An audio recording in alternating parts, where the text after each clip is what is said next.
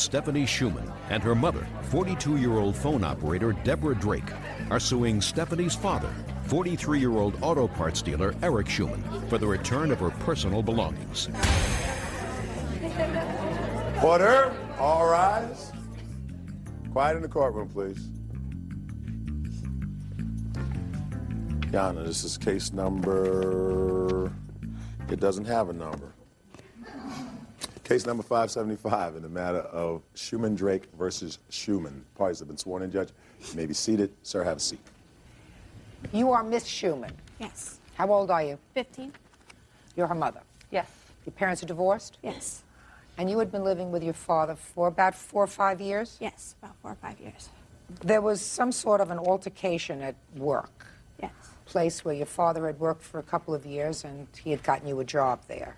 And then after the altercation at work, you moved out. Yes. And claimed that after you moved out, your father either destroyed or kept some of your property.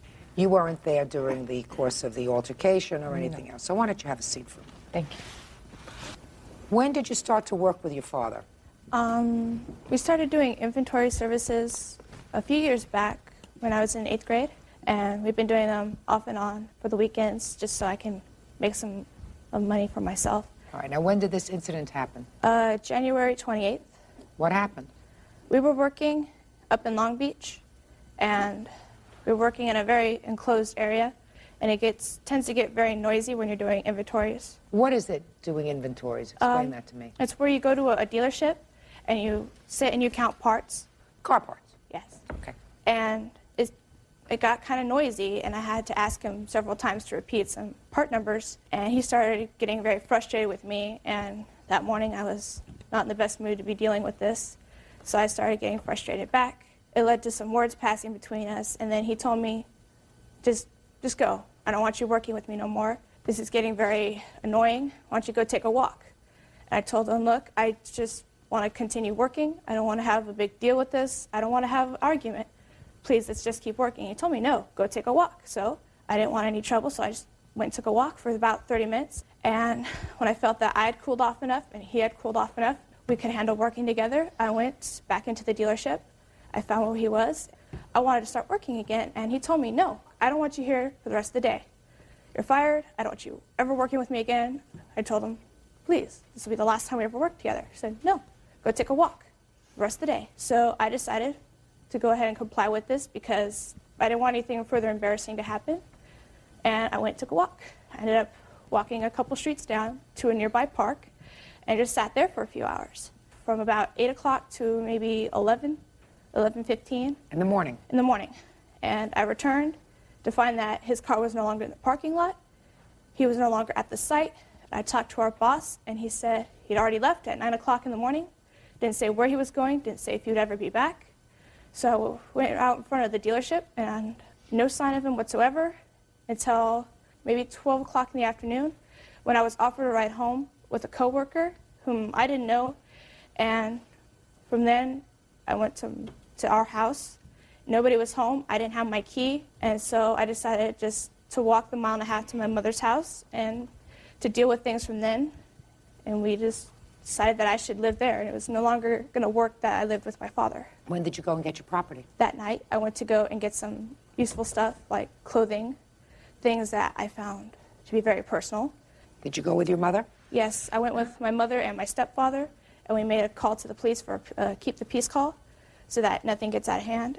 So what is it that you claim your father has of yours? For Christmas this last year, I received a Fender bass guitar. So a guitar, what else? Some T-shirts, some leather pants, some of my stuffed animals that I wanted to keep because I have cherished over those. A snow globe I got for Christmas from my step-grandmother, some teddy bears that I received for Christmas. Okay, but mostly the guitar. Mostly the guitar and a VCR that he gave me. So tell me what happened at work that day. Well, the morning had started out a little rough. She had informed me before we started work that she was in a, quote, PMS mood. So I was already informed that this was going to be a rough afternoon. Her mood escalated through the course of the day, and the situation we were in, the work conditions we were in, were kind of difficult. She became frazzled by that, and it escalated from there to the point where she was using obscenities and such, And I knew at that point that we needed to change the situation, where I asked her to step away. She refused. It escalated. Finally, she did step away, but after she had stepped away, my boss came up and informed me I no longer was employed there, and I requested to leave post haste. So you got fired? Essentially. You no longer work for them? Actually, they just recently contacted me to ask me to return, and I have, as of this last weekend. So you were out of work for at least 2 months? Yes. What happened with your daughter's things? As of that evening, we had gone through, my fiance and I, her bedroom, which was an absolute pigsty, cleaned everything up, boxed everything, placed it out on the front stoop where they were informed to come and get it. As she has all those possessions, less the guitar, a TV, I know nothing of a VCR, and some other items I can't release to her. Why can't you release them to her? One is a cell phone that I am financially responsible for. The other one is a handgun that we go target shooting on occasion. And unfortunately, she cannot have possession of that due to the fact she's living with her stepfather is an ex-convict. You don't give a 15-year-old Right. handgun anyway. You have a guitar. Yes. I wanted to exercise some tough love, and I felt retaining these items in lieu of maybe an apology I could receive on this, which I have not received as of yet. You don't have a VCR, but you have a television set. Correct. Was that television set a gift to your daughter? Also. You didn't mention that. I don't really want the TV set back because at my mother's house, I get to stay in my brother's room, and they had already a TV set in there, and I didn't find it necessary to have 2 TV sets. And you know nothing about a VCR? No, ma'am. Your Honor, I received that VCR because he had bought a new VCR, and he told me that this one is no good and that it'd be better than throwing it out if I took it and used it in my room. I stand corrected. So there is a VCR there someplace? Non-functional, but there is a VCR. Okay, so she wants the guitar and the VCR. You have any more of her stuffed animals? Not that I'm aware of. There are some Christmas items she's welcome to, yes. Okay. So what your father wants, Ms. Schumann, really, is an apology. When you went to live with your father, you were 10? Yes, I was about 10 years old. Was that a court order? Or was that an arrangement between your parents? I Or you think it don't was remember? an arrangement because I felt it'd be best that since my mother was leaving the house, that me and my brother be split up, so that'd be less problem for her, i.e. me and my brother not fighting so much. How old is your brother? He's 17 right now. Gotcha. I'm here to, other than these items which your dad's going to give you back, to make things better. Okay. From the time you were 10 years old, did he take reasonable care of you?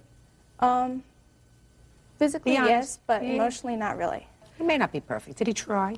I felt that he didn't try very hard Didn't- when it comes to day-to-day living. Maybe he didn't have the capacity. All That's right? what I felt too. Maybe. But teenage kids are sometimes difficult. I agree. Right? Yes. Had some of those. Bert's had some of those. Are you happy living with your mother now for a while? I'm quite happy living over there. Real cases, real people. Judge Judy. 15-year-old Stephanie Schumann says after a fight with her father, Eric Schumann, he kicked her out of the house and kept her belongings. Now, your father doesn't intend to keep these things from you. What he intended to do was he wanted you to say, I'm sorry for causing you so much difficulty. You were in a bad mood. I got fired. I was off work for 2 months because of what happened. At least say sorry. I understand that. And I also feel that, I don't want to seem like, a stuck-up child, but I feel that I should receive an apology for being abandoned in Long Beach. Yeah, And that with- probably wasn't the right thing to do. Sometimes parents aren't perfect. I'll tell you a story. When one of my children came home from college, their first year, I went and picked them up at the bus station. He got off the bus, and I noticed something glimmering in his ear. I said, oh, that's interesting. Take it out. This was a long time ago. I've softened up a little bit since. As long as it's not sticking on the end of his nose, I'm happy. But then, I said, what is that thing hanging out of your ear? Oh, told me pretty much, get a life. So I said to him, you and your friend may get into the car. The earring cannot. So he thought I was joking. I attempted to get into the car, and I left. I left him at the bus station. And he managed to find his way home. Sure, he said, how could you dare do that? Leave me at the bus station. I said, I won't, I'm here picking you up. I travel. Get the earring out of your ear. So he came home and spent the Thanksgiving holiday, and he went back, and I drove him back to the bus station. And as soon as he got into the bus, put it back in his ear. But I did abandon him at the bus station. Now, does that mean I maybe could have handled it a little bit differently? Absolutely. But he knew I loved him. Sometimes parents are not perfect and they don't handle things perfectly. That doesn't mean you're supposed to stay angry at your father forever. He certainly doesn't want to be angry at you. No. Right? Yeah. He doesn't want. So give him a hug. Yeah. Okay. Very good. And Okay. I wasn't angry at him. I did, in fact, make an effort to get a hold of him after, what, a month? Approximately. About a month, to inform him, you know, since moving out, I have picked up with my life, and I'm very proud of her. like I'm in the drama. I'm going to be in the drama play. I'm in the show choir. I'm in the choir at our school. I'm in the band at our school, and I'm taking more responsibility with my life. And I just wanted to share that with him. Okay. So you'll make arrangements to get your guitar and the VCR.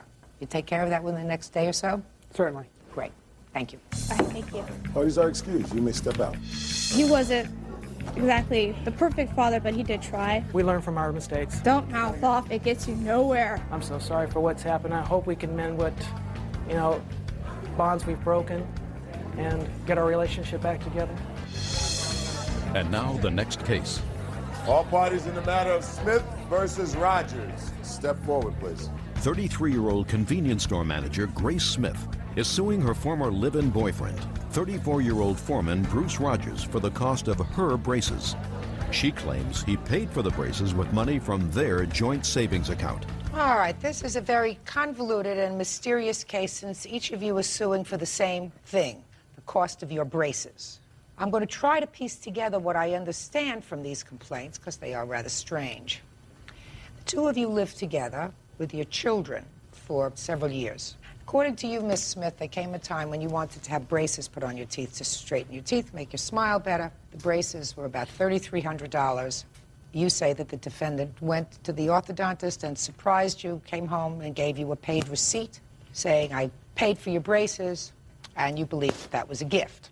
Within a year of that, you separated. At the time of the separation, the defendant, according to you, had $8,000 in his savings account.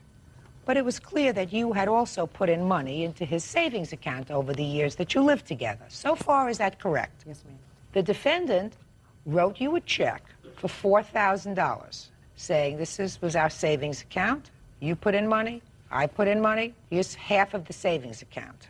You say that he had, in addition to the savings account, money coming in from a job that he was doing, $6,000. And you feel as if you would be entitled to half of that as well. So far, correct? So far, yeah. And he says, I'm not giving you any money from work that I did already. I paid for your braces. Or, just don't have any right to that money. So you want the money back for the braces, which he already paid for. You understand that? You're the judge. I know. Mr. Rogers is suing for the cost of the braces. $3,300, since he says he's not going to have a chance to see that smile because you don't look it together. Is that your claim? Yes, ma'am. All right, Miss Smith, would you tell me why you believe that you would be entitled to any part of the $6,000 that Mr. Rogers had coming in from a job? Okay, I put, over the 2 years that we were together, I put over $10,000 in the savings account. First year, we took $5,000. I put $5,000. He put $5,000 on the house. The rest of the money stayed in a savings account. The second year, I put another $4,600 in there. $4,000 of it he gave me back. There was another $6,000 that I have no account for. That's the reason I asked him, I said, what about the $3,000 that's coming in? Well, you're wearing your braces out the door. I'll never get to see you smile, so there's your $3,000. During the time we was together, I was taking our children and getting their teeth fixed. We started talking about it. I said, I don't like the gap in my teeth. I said, I never smiled. Well, he said, will you go check on it, see how much it costs and everything, let me know, and I'll go pay for it. So I did. If I didn't have the money to go pay for it, so I went and checked on it. Well, you did. It came out of your savings account. And so he Just a second. Ms. Rogers, where did you think he got the $3,300 from to pay your braces? from the savings account. Of course. for where we both put money in. I understand that. But you knew he was taking the money out of the savings account. Over the years that you were together, didn't you purchase anything that came out of that savings account? I never touched a savings account. Well, you never touched it. But it was used for purchases of things. Didn't you purchase things, go on vacation, do things? Yes, yes we did. Of course you did. I mean, you don't expect any court to go over your finances for the last 2 years and figure out where each dollar went that was in that savings account. No, no ma'am. Of course not. So you got braces. Braces were $300, $400. There's your money. He gave you $4. You got your braces. That's $7,300 or $7,400. And you say you put in 10 altogether, and in the course of 2 years, maybe you spent a couple of $1,000s on something, the two of you. Going away on vacations. Did you ever go away on vacations together? Yes? Yes, ma'am. Who paid for the vacations? We both did. From what? From saving. So that's what happens. Now what do you want? Now what do you want? You want the money for the braces? Yeah. Why do you think you're entitled to the money back for the braces? Well, when she brought home the payment plan from the orthodontist, we sat down, we went over it. She went to the dentist. He referred her to the orthodontist, which the dentist wrote a letter stating that. And she went, the orthodontist seen what they could do for her, gave her a payment plan, and by paying all at one time, we could save anywhere between $300 to $600, depending on what payment plan we did, if we paid it all at once. So I agreed that we would pay it all at once. Well, I also made the statement that she would have to help rebuild the savings because it took a lot out of the savings at the time. And it wasn't 2 months after I paid for the braces she left. Consider it like going away on a vacation, Mr. Rogers. You went away on a vacation, only this vacation she's going to have nice teeth. You can't get either one of them back. You decided to pay it all at one time. You decided, right? Yeah, well, we made the agreement, yes. No, no, no. You decided. I don't think she made any kind of decision at all. You decided to go to the dentist. You wanted to save some money. You paid it all at one time, right? Yes, Your Honor. Okay. Now, if you had paid it in installments, then she would have been responsible. I wished I'd have done that. Right. Well, hindsight is 20/20. Did you ever hear that statement? So you've got your $6,000 that you had coming in from the job when you separated. That's yours. She's got the braces. Consider it you paid for them out of your savings. Right? Yes, ma'am. Good. Goodbye. Parties are excused. You may step out. I think he should have gave me half of my money because I worked hard for my money just like he A did. nightclub. Valerie says Billy punched her in the mouth, chipping her teeth and dislocating her jaw. Order. All rise. Yeah, this is case number 4 on the calendar in the matter of Brookhart versus Robinson. Thank you. Parties have been sworn in, Judge. You may be seated. Have seats. All right, I have a claim, an answer, and a countersuit. And each of you claims that the other caused you injury during an assault that took place outside of a nightclub. Ms. Brookhart, when did this assault happen? On February 2nd, Your Honor. What time did it happen? Approximately 2:30 in the morning. Where were you? We were exiting the nightclub. The club had closed, and we Who all were you kind of. I was with my Christina Moore, one of my witnesses. This one closest to me, and we were leaving the nightclub. The club closed. We were all leaving at the same time. Christina and his witness Michelle had some words in the bathroom. As we walked out of the club, it kind of escalated into yelling. At that time, Michelle swung at Chrissy. It had been snowing. Christina slipped and fell. Okay. You saw all this. This is things yeah. that you saw. Okay. Stop shaking your head. You'll have a chance to speak. So this young lady swung at your friend.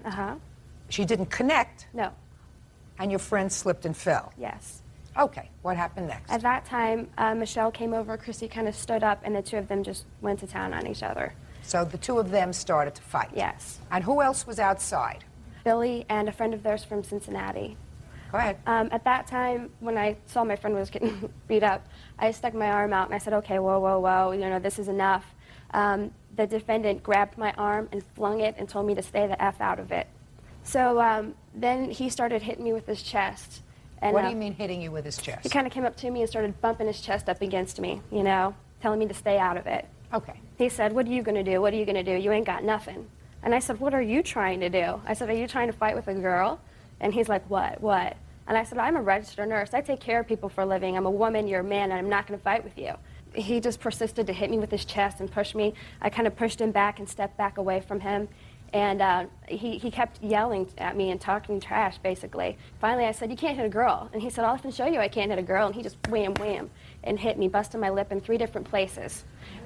He came up in front of me then and started going like this, as if I was going to hit him back, like I'm stupid and I want to get hit again.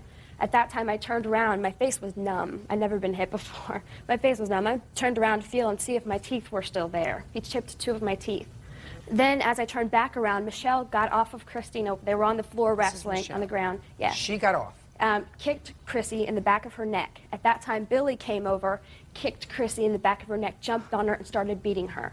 I looked at Michelle. We kind of made eye contact, and I said, Michelle, get him off of her. Get him off of her. Michelle's kind of tapping him, saying, Billy, you're crazy. Billy, you're crazy. She was kind of pulling on him, you know, and we're both yelling to stop, and he's just, beating the crap out of her. She still has lumps on her neck, Your Honor, and bumps on her head from this incident that occurred in February.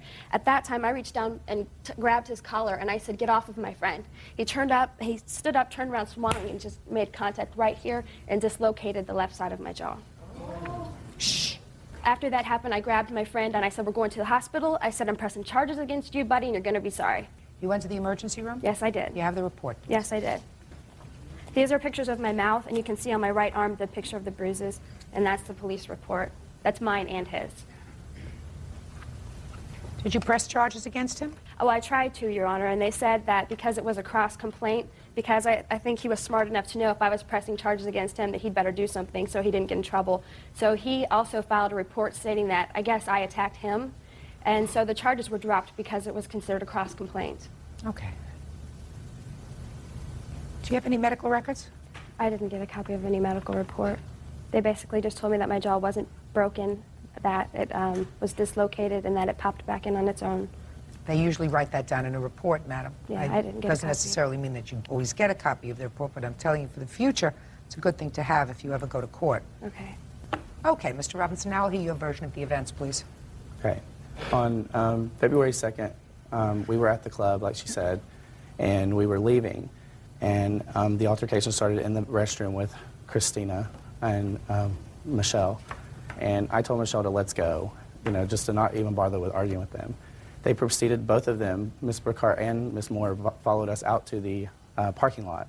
So when we were standing out there, Christina starts making comments about Michelle's mother, and Michelle had asked her to stop making those comments. As we walked, they kept walking, pushing up beside us. Who's they? Valerie and Christina kept pushing up beside us. Finally, Michelle turned around and was like, I've had it, Chrissy. Stop with your comments. Chrissy punched her.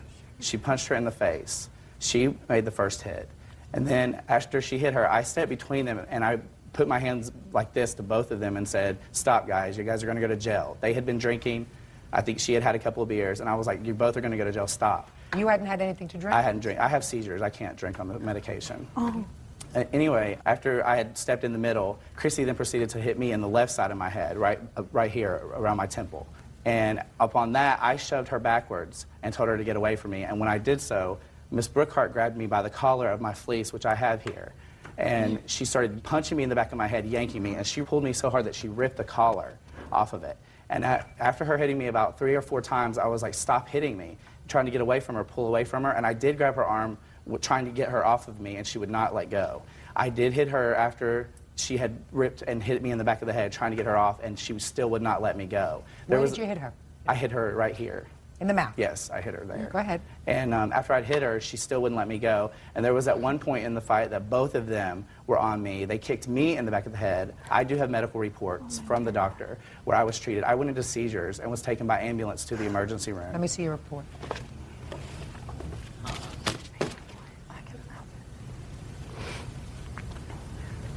And I also have a copy of my police report. Why did you miss 3 doses of your seizure medication prior to this incident?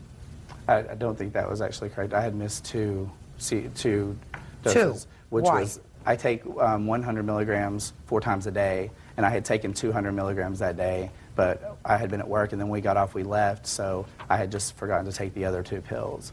There's also an indication here in the report that you have a recent history of alcohol use. Did you tell him that? No.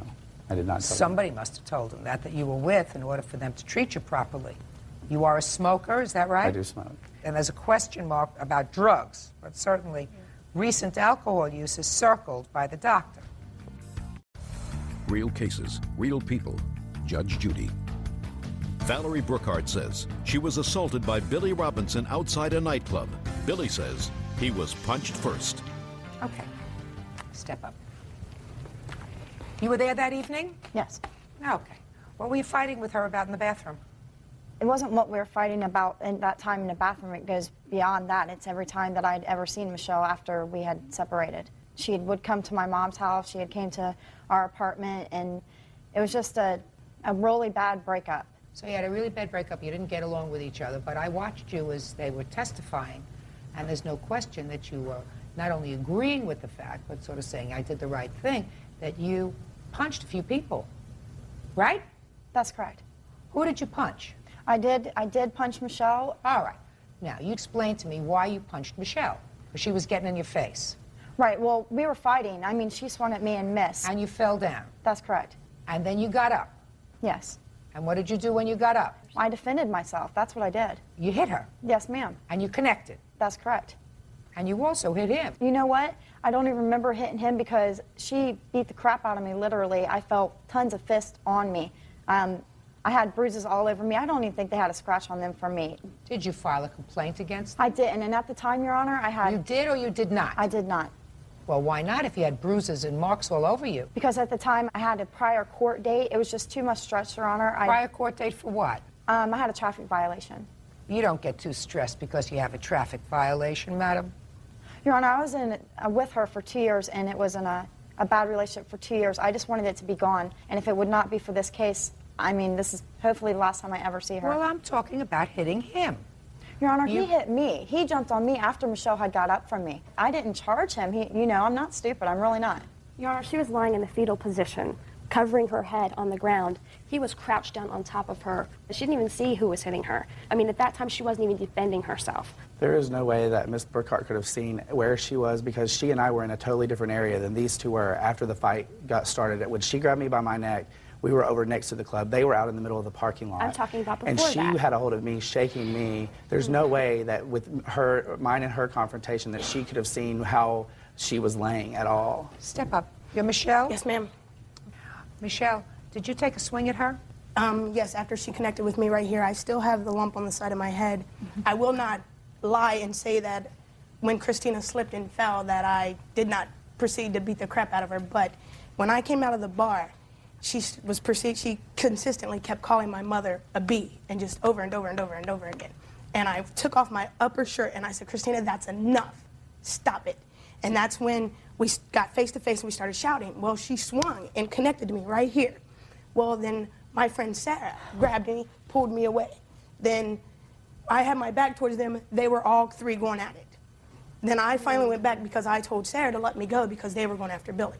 Well, Valerie and Billy were hitting each other. And Valerie had a hold of this. The fleece was like this. Valerie had a hold of it like this, punching him in the back of the head. And for 6 months, I took care of Billy. And I know that any trauma to the back of his head or his back anywhere is going to send him into a seizure. And so I went to break him up. Then me and Chrissy were in a different location than them two. She slipped and fell.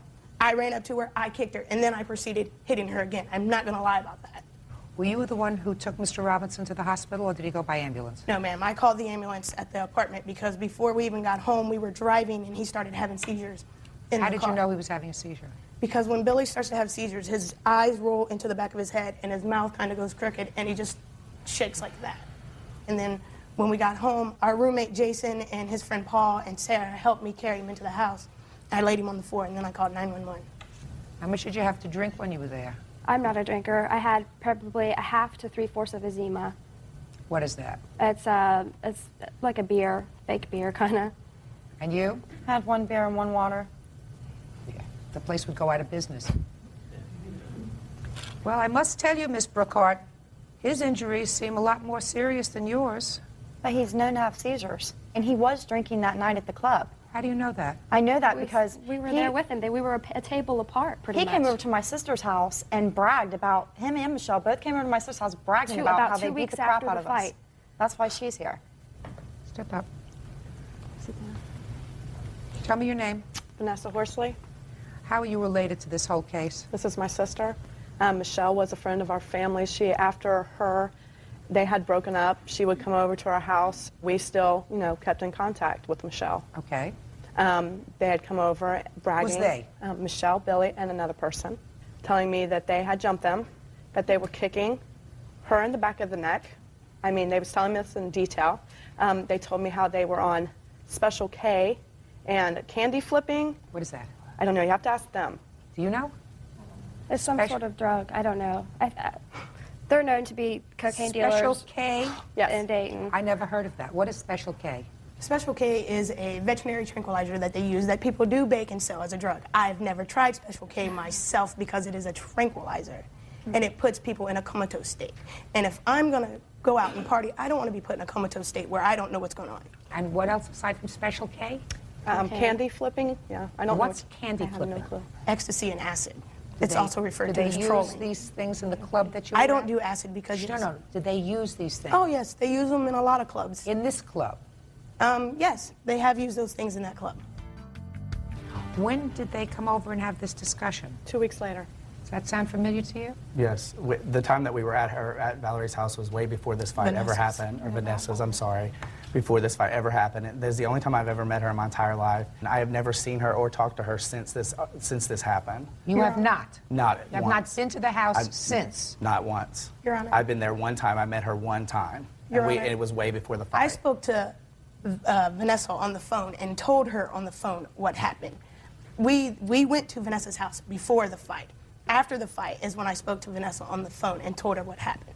What did you tell her? I told her that me and look at Chrissy me. got into it, and Chrissy hit me in the side of the head, and Look at me. that I beat the crap out of Chrissy, and Valerie and Billy had got into it, and they exchanged some punches. And I mean, ask Vanessa. I mean, the whole 2 years me and Chrissy were together, Chrissy was beating the crap out of me. Sort of interesting. You say that after this fight, when your sister was injured, that she came to your house? Who else lives in your house? My husband and my 3 children. Why would you have her in your house after she violently assaulted your sister? I didn't know about it then, Your Honor. You mean They'd come over to tell me about it. I mean, they'd come over. You mean you have no contact with your sister? I lived in Cedarville and I had no phone, so anyone that wanted to make contact with me would come to my home. You mean they just came totally unannounced? Yes, ma'am. Why would these two people gratuitously make the trip to your house and proceed to confess to the commission of a double assault? I'm not sure, Your Honor. I'm not sure either. I'm not sure if I believe you. How's that? Just doesn't make sense. Now you can all sit down. Yes. Except you. Do you both believe that you behaved irresponsibly that evening? No. I believe that the situation could have been dealt with differently, yes. You don't think so? No, because I didn't start a fight with anybody. I was just standing there watching my friend get beat up. And when I tried to stop you the fight did, in is when... fact, pull him on the back of his shirt and put your hands on him. Yes, I did, after he busted my lip. After he hit me twice in the face, like you see in that picture. Well, how did you get behind him in order to grab the back of his shirt after he punched you in the lip? Just like I said before, Your Honor, the 2 girls were fighting. The one girl got off of her. Billy had already hit me in the mouth at this point. No, I don't believe that, Miss Brookhart. I don't believe if you're hit in the mouth so badly that your mouth is numb and your lip is split and your teeth were chipped, then you're telling me you got back into the fray by grabbing him, not in the front, but in the back. Because when I had turned back around, they were already on the floor fighting. And I just reached They right were? down. Yes. They were, Yeah. not you. Right. So you got back into the fray. I tried to get him off of my friend. So did Michelle. You can ask her. She did So too. she tried to get him off of a friend. Yeah. I don't know if I believe you. Well, that's... I don't know if I believe you. I believe that you got into a brawl that evening. Both of you. I believe that you both behaved very badly that evening. I don't believe, quite frankly, Mr. Robinson, everything that you tell me about your medication, about your not drinking at all that evening. I don't know about drugs. Probably not. There's nothing in a toxicology report here that indicates that you were on any kind of drugs, but I didn't see a toxicology report, but I don't believe that you had nothing to drink that evening. There is a toxicology report there. For drugs. Right. It's clean for drugs, but not alcohol. I'm not sure. Okay. Sure, And okay. by history, either by history given by you or a friend who brought you in, you had had a recent history of alcohol, despite the fact that you tell me that you can't drink alcohol because of seizure disorders. Right? So I'm not exactly sure that you're telling me the truth either. However, I believe that both of you behaved badly that evening, and you got into a brawl. And both of you take care of your own medical expenses. You claim and you counterclaim and dismiss. That's all. Parties are excused. You may step out. I didn't. Store clerk Cynthia Sanchez for unpaid babysitting fees. Cynthia says Stephanie made a false report to Child Services. Order. Come to order. All rise. Quiet in the courtroom. Yeah, this is case number 10 on the calendar in the matter of Moon versus Sanchez. Parties have been sworn in. Judge, you may be seated. Ma'am, have a seat, please. Miss Moon, you run a daycare center. Is that out of your home? Yes. How many children do you take care of? My license capacity allows up to 10. How long have you been doing it? Year and a half. There came a time, according to your complaint, that the defendant brought her baby to you to take care of. Yes. And she signed a contract. And included in that contract was a 2-week cancellation clause, which means she had to give you 2 weeks' notice of her intention to remove the child from your daycare. Is that right? Yes. And at some point, and you'll tell me when that was, you noticed that the child had what appeared to you to be a bruise on his back, and you weren't sure what it was, and you did what you felt you were required to do by law, which was to call Child Protective Services. Right? Yes. You arrived at the daycare center. There was a detective there, according to you. Yes. Ultimately, it was determined that there were no problems with the child. There was either a birthmark or a small bruise. In any event, you decided that you didn't want the child to go back to that daycare. Yes, Your Honor. Immediately. And you are suing her for the 2 weeks of daycare. And also absent days. What's absent days? When the child misses, it's in the contract that I still require payment when a child's absent. Okay. Well, when was the child absent? That's not in your complaint. He had missed 3 days. He was only there for a week and a half. And how much did she pay you? Nothing. Nothing at all? No. How many days was he actually there? 5. Is that right? Yes. Okay. And how much a day do you get? Under her circumstances, social services assist her with daycare, and so they pay an hourly rate. So she doesn't pay you. Social services pays you? Yes. But social services does not cover absent days nor 2 weeks cancellation notice as required in the contract. Would you like to see it? Yes.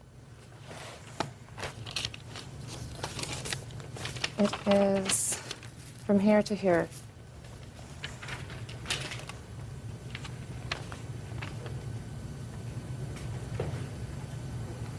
All right. I have a couple of questions to ask you. How many children did you have at the time that Miss Sanchez brought her son into your daycare? That's been some time ago. I really couldn't recall off the top of my head. Well, when was it? It was in January. I'm assuming probably 5 or 6 because my license capacity includes my children, and they go to school all day. So you don't know how many children you had in January? No. How many children do you have now? 7, plus my 3. How many children did you have last month? It varies. What do you mean it varies? Well, last month I had some children go on vacation. I had a child move to Wichita. I mean, there's circumstances to where your How many were income- enrolled in your school last month? I don't care whether they were on vacation. How many were enrolled? Like I said, I don't know. Okay.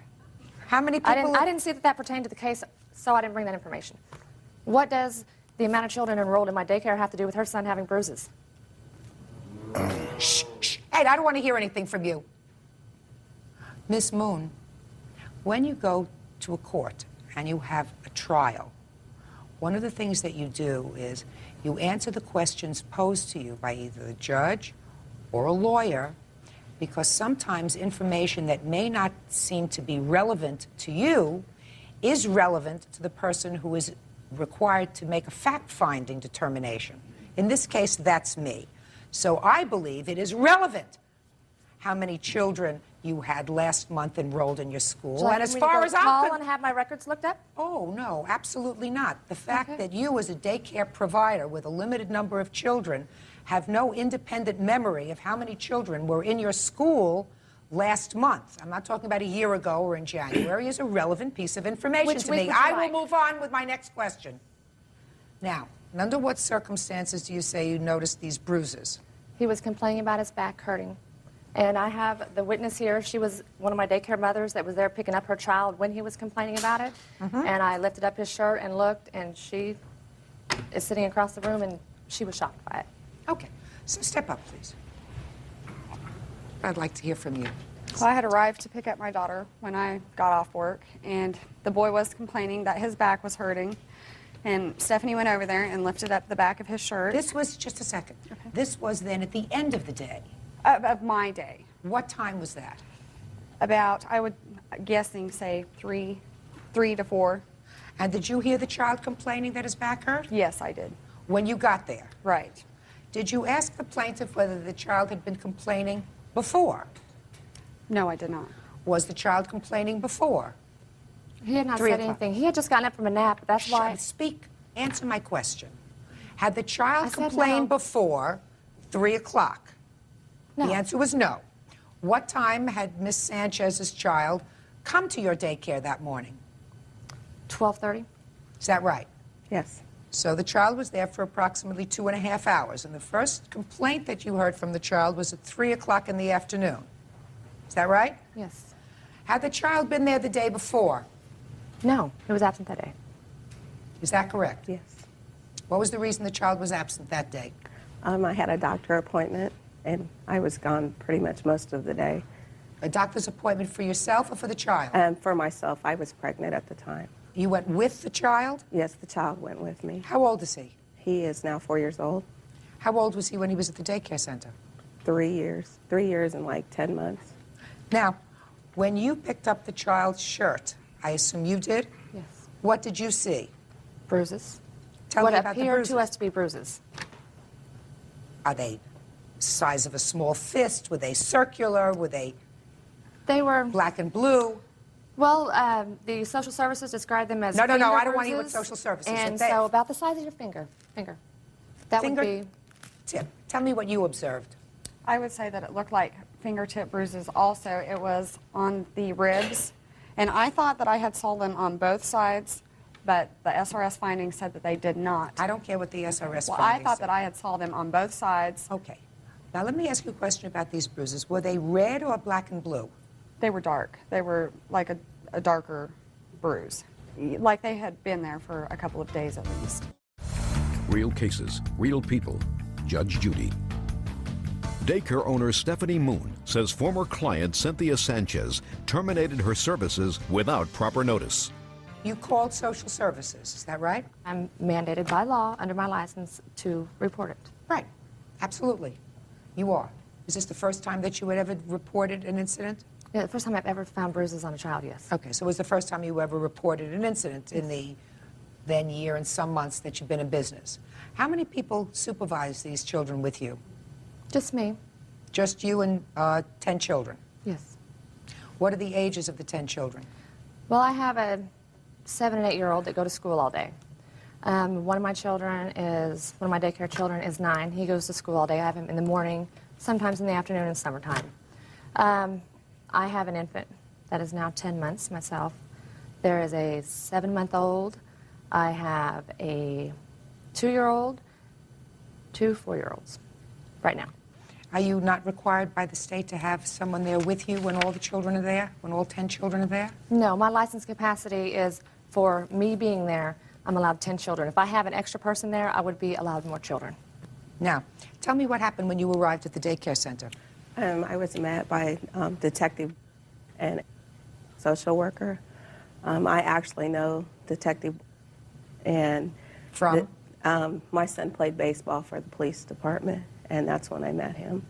And I was kind of shocked to see him. I was like, I didn't know you had a child that attended daycare here. And he goes, Cynthia, I'm not here for that reason. And then he explained to me what the problem was. And of course, I was in shock. I was like, what? He's like, yeah. He goes, you did, and I did not know there was bruises on my child, so that's what they said they were. So he took me back inside, and I pulled up my son's shirt, and I was looking at him. And I asked my son right in front of the detective and the social worker, they were standing right there, you know, what happened? I said, what happened? And he made the statement that he had fell off of his bike. You know, he did it on his bike, and I was kind of shocked because he had not told me that. The social worker told me I had to take him to the pediatrician the following day to have a complete exam done on my child, which was fine. I took off of work the next day. Actually, I was going to have my sister take him, and I decided I needed to be there as his mother. Were there ever any charges filed No, with Your regard Honor. to this incident? I have a thing from the SRS that says that they were not.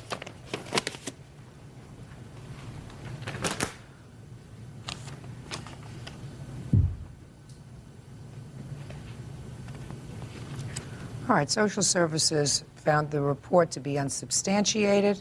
Okay. Now, at what point did you decide not to send your child back to the daycare? The day I had took him to the doctor, she was kind of shocked at the allegations. She had seen my child since he was like 3 months of age, and I was really upset about it because I don't even hit my children. I don't hit them, and I felt like she didn't know me well enough to come to that allegation that I had abused my child. You know, kids are kids. Okay, Ms. Can I Sanchez, say something, let me please? stop you right there, please. Ms. Moon did not make that determination. What Ms. Moon did was look at your child, and there was somebody else there, and they saw what they believed to be marks on him. Right. She is a mandated reporting source. She is required by law, if she suspects child abuse or neglect, to put in a call. That being said, I do not believe that you are required, under the circumstances, to give her 2 weeks' notice, because I can understand that there would be, under these circumstances, animosity. May I say something? Sure. Daycares have these contracts for several reasons. One, financial stability, because you got to have a profitable business to stay open. So if you're saying, oh, well, the mother gets mad at me because I had to call social services to inspect something. I'll give it to you both ways. And the parent doesn't have to pay 2 weeks severance, so I'll give it to you. I'll give it to you 2 ways, madam. First of all, I've looked at your contract very carefully. Contract is something I know. You say in your contract, if you find yourself no longer in need of my services, I require 2 weeks' notice prior to termination. If you want the parents to pay for those 2 weeks, you have to put that in your contract. Here was one other case that I've won. You won other cases where people terminated? Yeah. Oh, I'd like to see it. Why people terminated you, for all these people terminated you without giving you 2 weeks' notice. I mean, I can understand it. Oh, geez, I that's can a lot. understand it. That's all the same case. It is one file for you. To see that in our state, we are allowed our 2 weeks severance paid, because if you were fired from your job, would you not expect unemployment? I want to tell you something, madam. If I lived in your state that permitted a single person to have 10 children in their home without any support services, without at least 2 other providers in the home. I don't even have 10 children I'm at one speaking! time. So? Case is dismissed. Here are my papers, please. Step out. I've had one other case, and I was granted my severance pay. I feel like it went in my favor. As you see, she's hostile anyway, and I'm glad I didn't keep my son in her care. And now the next case. All parties in the matter of Balarjan versus Vanessian, step forward, please. 22-year-old production control assistant Elisa Balarjan is suing her former friend, 21-year-old customer service rep Thomas Van Eschen, for the cost of a trip to Arizona to attend a NASCAR race. Ms. Balarjan, according to your complaint, you, the defendant, and I think one other person, decided to take a little vacation trip, a little road trip. And the agreement was that you would split expenses. The defendant didn't have the money that was necessary. You agreed to advance certain monies to him for the trip. So far correct? Yep. And then there also came a time when you were on the trip, sir, that you lost your wallet. Yes. And so that they were advancing you money. Yeah, but at the same time, I had money every time. According to your answer, there came a time when you lost your wallet. Shall I read you what you wrote? I know what I wrote. And they were advancing you some money. Okay. Isn't that what you wrote? It is. All right. I gather that the amount of money that was advanced is not the issue. The issue is that all three of you stayed at your grandfather's house for some part of the trip for free, and you should be credited in that amount so that that would vitiate the debt. That is correct, yes. Okay. So what was his third of the trip? What he still owes me, Your Honor. No, I didn't ask you that. His third of the trip would be $690.67. And he paid you $150 after the trip was over, and another $100 before you went on the trip. So far, is that correct? Yes. Leaving $440. I don't think I should owe any. I mean, No. the fact. I understand you don't think you should owe any, but the reason you don't feel as if you should owe any is not because of the amount, but because your grandfather put you all up for free. Right, correct, yes. All right. When did you decide to stay at his grandfather's? I had actually made reservations for a hotel before we had went down there. Mr. Vaneshan had offered us a place to stay at his grandfather's house, free of charge. What did he say to you? Do you remember what you said? No, I don't. I don't remember. I don't think I even said that. I mean, after we lost my wallet, I was just like, okay, we can stay at my grandfather's house. We were already staying at my grandfather's house the first night, and it's just the fact that they got all the room free, they got food free, phone bill. I haven't gotten to that yet, sir. So he said we can stay at my grandfather's for free. Does that sound right? I don't remember saying we could stay there for free, but yeah, sure. I mean, Well, did you ever discuss how much it would cost to stay at your We did grandfather's not. house? You did not? no, How many nights did you stay at your grandfather's house? 5 nights. Is that right? 4 nights. Let's say 4 nights. It's easy. And did you have any meals there? We had 3 meals, Your Honor. In total, or 3 meals a day? 3 meals for the entire week. Did you use his phone? No, I did not. Anybody else use the phone? Not that I am aware of, no. You know anything different? Did you ever get a bill from your grandfather for No, long I couldn't distance get the bill calls? from. I could not get the bill from the company. So No, did you ever get a... Pay attention. I said, did you ever get a bill from your grandfather? I did For not. long distance... Try it again. I'm going to try it again. Okay. Did you ever get a bill from your grandfather for long distance calls? I did not. Perfect! So you explain to me now, in 30 seconds or less, sir, why you should be relieved of your third of $440 when it cost you nothing to stay at your grandfather's house and you had no previous agreement with the plaintiff or the other person that by staying at your grandfather's house, this would do away with your having to pay your third of the trip. Well, obviously, I shouldn't have to pay because he's part of my family, but I think they should have to pay. They would have had to pay the cost of a hotel for 2 people. They would have had to pay to go out to eat every day, and then they ran up his phone bill, which I didn't get the bill. But I mean, also I have a affidavit here that was notarized from my mother. If you want, I can give you her work number if you want to call her. I mean, she couldn't make it here. She's at work, and It says what? basically that she came over to my mother's house asking my mother to pay for me. She goes, yeah, he owes me money. Can you pay for him? And my mom's like, well, then sat down and talked to her about it, or stood at the door and talked to her about it. She's like, yeah, I will send your grandfather some money to cover that. And he never received a thing. If she agreed to pay your grandfather for something and she didn't do it, which I doubt, that's between her and your grandfather. It's not between her and you. You had an agreement with her. Your agreement was you were going to split the cost of this trip 3 ways. Pay it! Judgment for the plaintiff, $440, that's all. Parties are excused. You may step out. And 40-year-old basketball coach Darius Foster for punching him after a junior league basketball game. Order. All rise.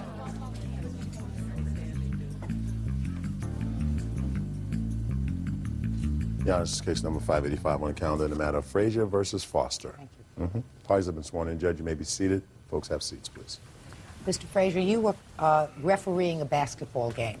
The defendant was the coach of one of the teams, Yes, it was. and it is your claim that the defendant, after the game, assaulted you. Yes, he did. Had you known him before this particular game? Well, he's actually also a referee, and we had worked together prior to that, but we know each other cordially. When did this happen, sir?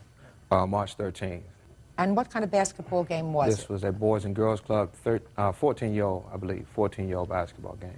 Was it in the evening? Yes. Tell me what happened. What happened basically is during the course of the game was evenly matched. During the course of the game, 2 kids had gotten into an altercation. They weren't fighting, they just basically had nudged each other after the whistle. At that point in time, I ran to the two children to break up whatever might have happened between the two kids. Shortly thereafter, as soon as I broke the two kids up, I looked up. Mr. Foster had run onto the court. The rules clearly state, and I have a rule book here to verify that the coach is not allowed to run onto the court. Okay? The two kids were not fighting. I broke up the situation between the two children, and when I realized Mr. Foster was on the court, I motioned for him to go back to his seat and sit down. Did he do that? He did it. He complied. But regardless of that, the rule clearly stipulates, and I could not deviate from what is the rule. Don't tell me the rules state that he's not allowed to come out on the court. No, under no uncertain terms, unless a player is injured, unless I beckon him onto the court. I did not beckon him onto the court. No one was injured. It was a fight about to happen, which did not happen. I got you. So he came on the court. He's not allowed to do that under the rules. You motioned him to go back. He went back. He went back. But then you did what? I gave him a technical foul. Now, tell me what a technical foul is. A technical foul is a team foul on a coach. Technical foul is 2 shots for the other team and the ball, okay? Okay, so that means that the other team, got an advantage. his adversary, got an advantage. Exactly. Okay, and did they win the game? Yes, they did. Okay. Not as a result of the technical foul. Okay, but whatever, whether they did or they did, they ended up winning the game. They won the game. So after the game, what happened? After the game, I went to my partner, the guy I work with, and shook his hand and said, great game. He acknowledged and said, good game. I bent over to pick up my jacket. When I reached over to pick up my jacket, I saw Coach Foster come from his side of the bench to my side. I just assumed he was coming to say good game or whatever. He came over, and I had my jacket in one hand, and I was extending the other hand to say good game. I had my jacket on, and he punched me. Where did he punch you? In the left side of my face, right around the orbital area of my eye.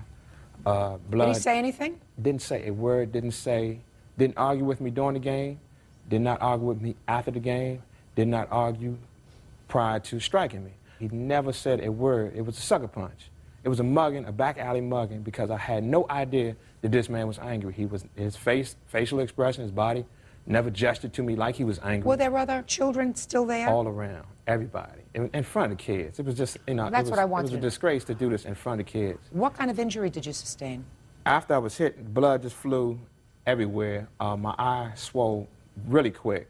As soon as he hit me, I looked at him, I said, well, I was just about to shake your hand. I couldn't believe you did this, I have pictures here to prove just how bad it was. I'd like Pictures to see were them. taken the next day. Actually, that night, I believe. I had to go to the emergency room. My insurance covered my emergency room, but the next day, I didn't have any idea.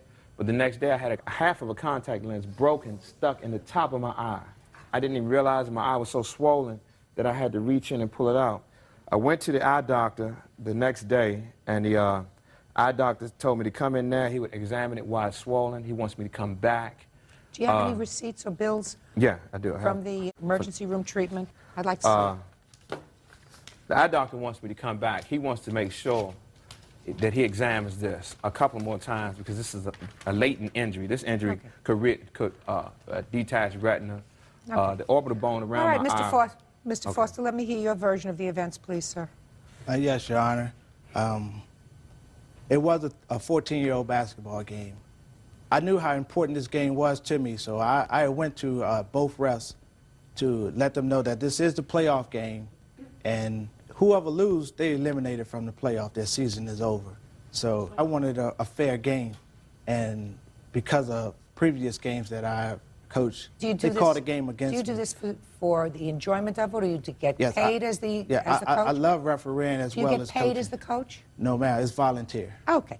So you went to all the refs and you said, this is an important game to me. Right, because... Your Honor, he really emphasized to me. Because the kids have put a lot of time and I'm sure both teams put in a lot of time. Right, and so I wanted to make sure we had a good game, Well, during the course of the game, Mr. Frazier, in my opinion, he was calling a bad game. But I played through it because I knew I had a talented team and that we can overcome this because we have beat the team before. Your Honor, he also... I don't want you to interrupt. He didn't interrupt you. Okay. So as the game went on, it began to become aggressive. And the kids were starting to push and shove, and wasn't no fouls being called. So what had happened was, I think it was in the fourth quarter with approximately 3 minutes left in the game, the kids got into an altercation. They started pushing each other. And I was looking for the ref Well, the one ref had made a call. He called a foul on the other team. And then I was looking for the other ref. He was interacting with the parents on the sideline. So I just ran onto the court to break the fight up. It was a fight? Shh. I said don't interrupt. Go ahead. It wasn't a physical fight. The guy was on the ground. He elbowed my guy in the groin. My guy kneed him in the back. The guy on the ground, he jumped up and got in the guy's face. So I was like, hey, man, they about to fight. My instinct just ran on the court to break it up before it escalated. Well, I grabbed the guy from the other team. I escorted him to his bench, and I was explaining to him that this was too big of a game for that. I said, man, you need to just calm down, man, get yourself together before you get thrown out of the game. So I pat him on his back, walked him to his bench. I went and got my guy and did the same thing. I even went to take my guy out of the game so that he can calm down. After that, Mr. Frazier, he turned to me and said, I have to call a tech on you for leaving the floor. I was like, hey, man, I went to break up 2 kids from fighting. He like, but you came onto the court. Clearly, Your Honor, that is the rule. But I thought that was the rule. When kids act in unsportsmanlike conduct, that they should also be assessed a tech. If they would have gotten a tech, it would have resulted into no free throws made. The ball would have been, it would have went to the alternating possession arrow. Whatever, don't complicate me with the rules of basketball. Okay, it would have I went to couldn't the be less alternating interested. Listen to possession me. arrow. Shh, listen to me. I understand basically that if he hadn't called a technical foul just on you... Or me. Try receiving. Okay. If he hadn't called a technical foul just on you, but had called one on the other team too, it would have washed away both of them. Right. Is that right? Right, That's exactly, right. Your Honor. Shh. But he didn't. Right. Real cases, real people. Judge Judy. Basketball referee Otis Frazier says team coach Darius Foster sucker punched him after a game. Darius says he thought Otis was going to hit him first. Okay. So now you've got a technical foul because you ran out on the court and the game is over and your team loses. Right. Pick it up from there. Okay. My team lost by the margin of the tech. I was very angry, Your Honor. Although I didn't say anything to Mr. Frazier or nobody else, I was upset because I knew that our season... I didn't know he was angry. I knew that our season was over. I was putting my balls in the bag, and Mr. Frazier was coming through the score table. So he was walking to me as if he wanted to shake my hand or whatever. And he said, man, good game. I'm sorry I had to make that call. I clearly say, man, you didn't have to make that call. You didn't have to make that call, and I pushed him. I was angry, I was frustrated, so I pushed him out of frustration. He backed up, took his jacket, and set it down. Then he turned to me as if he was going to retaliate from the push. And I don't know, later he said that he was coming to shake my hand. Don't tell me what he later said. Okay, I'm sorry, Your Honor.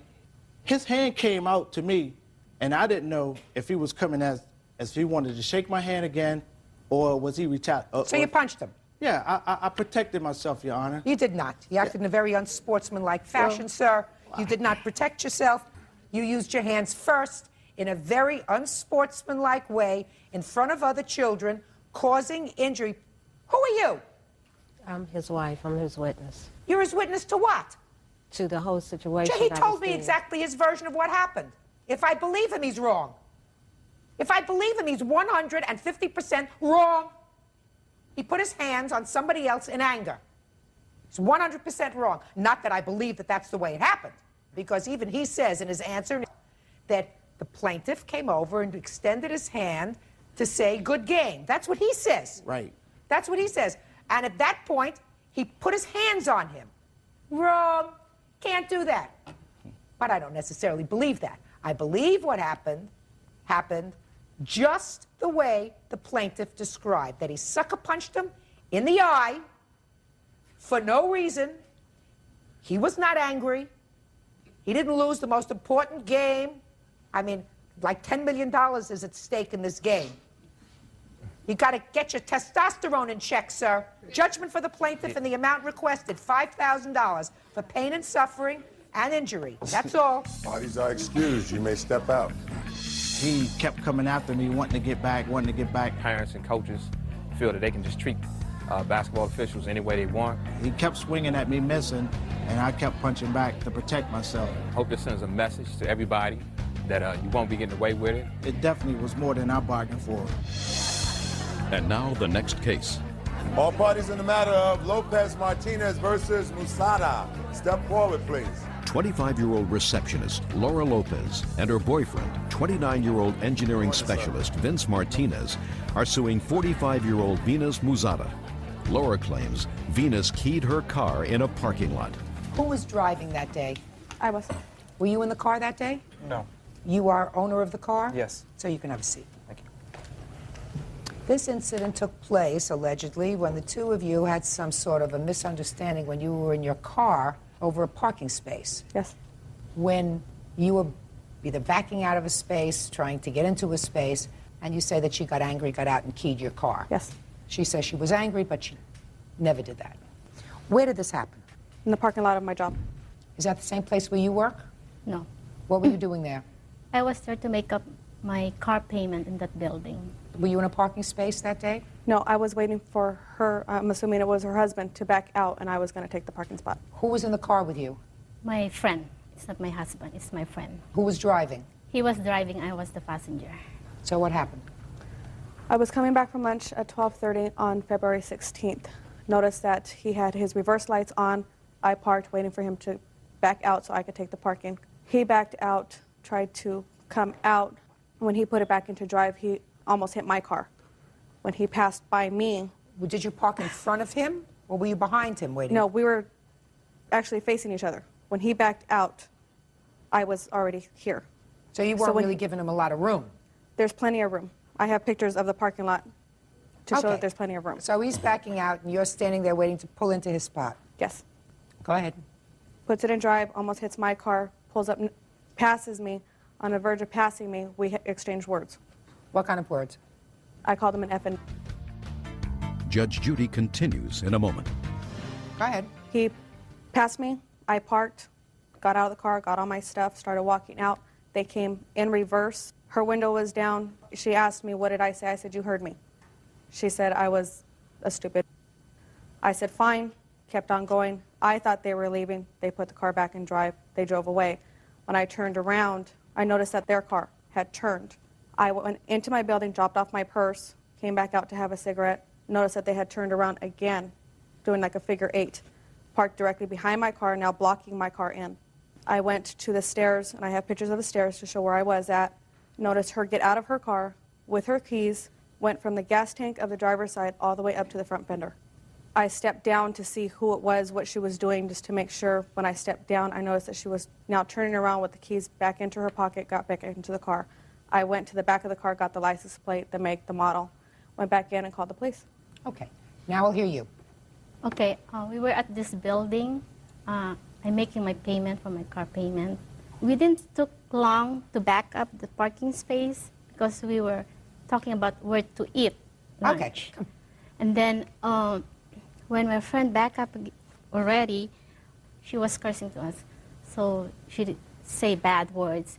And then I told my friend to back up.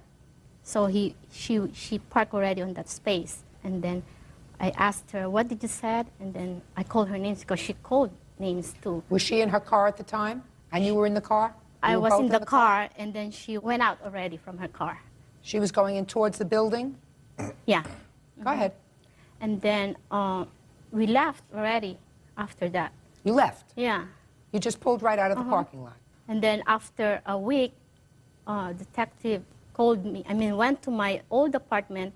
I was there at the time visiting my sister. I'm not interested in visiting your sister. You got contacted by the police. So And it's then- your story that you backed up, you asked her what she said, you may have said a bad word to her, and then you just left, and she walked into her building. Is that right? Yeah. I don't know where did she go. I don't know. How would I know? I don't know when she would have had time to write down my license plate number. You think she wrote down your license plate number when she was driving her car and she was pulling into the space? You think she wrote down your license plate number for any reason then? I don't have And then any you got out idea. of the car, listen to me, then you say she got out of her car and just walked past you and walked right into her building, right? And then you just drove away. Yeah. Right? Then you Did. just drove away. So let us assume, madam, that nothing happened to her car. when do you think she would have written down your license plate number and the make and model of your car? I don't know, maybe if she was still standing there and then... How could she be still standing there? You just told me you pulled out of the parking lot and left. Isn't that what you just told me? Yes. Boom. There is no way, Ms. Lopez, that you would have taken down a license plate number and the make and model of the car and called it into the police unless her car had still been in the parking lot at the time she said she drove off, right? Mm-hmm. Because you were on your way to work. You were going into work. Mm-hmm. But for the fact that you turned around and saw her car still in the parking lot doing these little wheelies, you would have thought nothing of it. Mm-hmm. Right? Right. But she didn't figure that out when she was telling me the story. Because otherwise you wouldn't take down a license plate number on a car. There would have been no reason for it. You had a few words and she was off. Right. Right. I didn't think women did this road rage thing. Did your insurance pay for any of this? No. Okay. I have a $500 deductible, and I can't come up with $500 to get it fixed. Well, you understand that you're suing her for $5,000, which includes your emotional distress. Your emotional distress isn't worth that kind of money. Do you understand that? Right. All right, so that's nonsense. Right. You have a $500 deductible, so your out-of-pocket is $500. Mm-hmm. Judgment for the plaintiff in the amount of $500. That's all. Parties are excused. You may step out. Washington, his girlfriend, Michelle Hastings, and Michelle's mother, Brenda Hastings. She claims they owe her for unpaid rent and credit card charges. Michelle and Charlie are countersuing for damages to their car. Order. All rise. Yeah, this is case number 346 on the calendar in the matter of Miller versus Hastings, Washington. Parties have been sworn in, Judge. You may be seated. Folks, have seats, please. Who are you? Brenda Hastings. I'm Michelle's mother. How old is Michelle? 17. Okay. Miss Miller, Michelle is your son's girlfriend. Yes, ma'am. This is your son. Yes, ma'am. So you're really suing your son and his girlfriend. Her mother is here because she's a minor. Yes, ma'am. It appears from what I've read that you decided to rent a house. You were Yes, separating from your husband or something like that. Yes, ma'am. And that your son and his girlfriend said that they wanted to come and live with you. You say that this didn't work out, but they owe you for back rent. They owe you for money that they put on your credit card. They have a counterclaim. And their counterclaim involves both of their cars, which they say that you took, you hid, and caused damage to. No, ma'am. So that's what the case is about. Very complicated. When did you decide to rent this house? About the second week of September. And what was the rent on the house? $575 a month. And what was your arrangement with your son and his girlfriend? I had planned on moving. My husband and I were just going to separate for a little while to work out some differences. There was a duplex that I had been waiting on that was around the corner from the house. My 15-year-old son had told Charlie here that we were moving, and Charlie indicated to him that he needed a place to go. He was tired of the stuff at Brenda's house. I had talked to Charlie. He had been living with you? Is that right? How old are you? 19. I had talked to Charlie and told him that was fine. There was no mention of Michelle at the time. That came up later with Charlie saying that she don't really act like she acts, but she'll act better when she's not around her mother. I thought about it for a while, and I said, well, we'll give it a try. And this is a lot of information that I really don't need. Okay. Well, I went up and asked the landlord, and the landlord said they were renting it. Oh, okay, fine. So you decided to rent it, and you decided to let the two of them move in with you. Right. And what was the financial arrangement with them? We would go on the rent 3 ways. Did you discuss that with her mother? No, ma'am. And you knew she was 17? Her mother had put her out. Negative. They wanted both. They had asked several times for both of these to put them out. And my young son Listen here, to me, Derek, Miss Miller, can tell you. That's not my question. My question was, you knew that Michelle was 17. Yes, I did. Okay, Michelle cannot enter into a contract with you because she's a minor. So if you did not have an agreement with her mother to pay a third of the rent, you cannot sue Michelle for a third of any rent that you believe she owes you. Do you understand? Yes, ma'am. Okay, so let's do away with that. Now, so let's deal with your son. Did your son give you any money towards the rent? No, ma'am. Yes, He I gave me did. $150 to help put on deposits on the utilities. So he gave you $150? Yes, ma'am. How long did they live in the house? 6 weeks. Negative. 3 weeks. 6 weeks. We moved And in when the did you 3rd, move out of the house? The 28th. of September. Yes, ma'am. Charlie did not move out of that house until the 10th of October. I moved out the 28th. You stayed there. You September. were on the run from the police. Just a second. Miss Miller. Yes, ma'am. What rent do you believe your son owes you? For him and Michelle, then it should have been half of the $575. No. Miss Miller. He's supposed to pay a third of the rent, right? Right. But I have a 15-year-old at home that these two here complained what was his part of the rent because he was getting child support. Did you move in with another child? The 15-year-old moved in shortly after these two did. He didn't stay there all the time, but he was there. What about you? Did you move in? I didn't move in till the 24th Of September. September? No, August. Oh, no, it was September. I'm sorry. I didn't even stay there half of the time. Miss I Miller. stayed maybe a whole week Miss out of Miller, did you move in August 24th or September 24th? September 24th. Okay, well, let's go to the credit cards that you say that they used. How did they come to have possession of your credit cards? They didn't have possessions. We had an agreement. I have a letter from the landlord because Mrs. Hastings was putting them out. We had an agreement to try to get the house livable for them to live in so they had a roof over their heads. And You're talking about credit cards, Miss Miller. Let me hear about the credit cards money. I put my credit cards, to get the house in order for them to live in, they had to have floors, they had to have cabinets, it had to have everything. The house was gutted out. It had to have everything. So is that what was put on your credit card? Yes. So why do you think they should pay for that? Because we're in agreement. Mrs. Hastings put them out. Negative. Stop saying Mrs. Hastings put them out. It doesn't make any difference whether she put them out or not.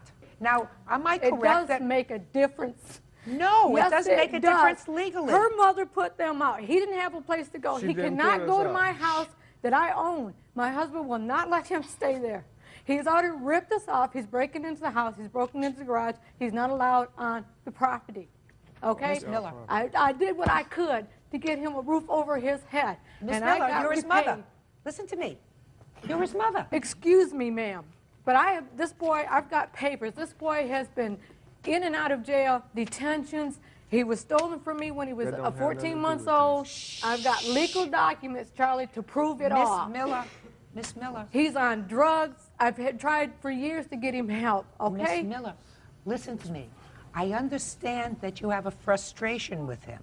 If you And helped from- him out as much as I have in a lifetime, you would too. Miss Miller, listen to me. If Miss Hastings allowed your son to come and live in her house with her 17-year-old daughter, then she's got rocks in her head and probably decided she had had enough. Bottom line, that's your son. It's not her son. And if she had had enough of him and was putting him out, and her daughter Michelle says, I'm not staying here without him, then she says, you want to go with him? Go with him. He's been living there with her since she was 15 and he was 17. You want to know something? And she's put him out 3 times. Miss And Miller. I have been there, Miss Charlie. Miller. Miss Miller. Yeah, okay. Miss Miller. Yes, ma'am. This is your son. And if she's put him out 3 times, and if he was living there from the time he was 17 years old, it had to have been because you and your husband put him out. Exactly. No, he left on it. No, you left on your own Miss because Miller, you don't were talk on to him. drugs, Charlie. Miss You were Miller, selling drugs 1, 2, out of my 3. house. Miss Miller. And I called the police Put her on you. outside. That's why you left. Put her outside. I'm going to let you cool off outside, Miss Miller. Real cases, real people. Judge Judy. Latina Miller says her son Charlie Washington, his girlfriend Michelle Hastings, and Michelle's mother Brenda owe for rent and repairs to her home.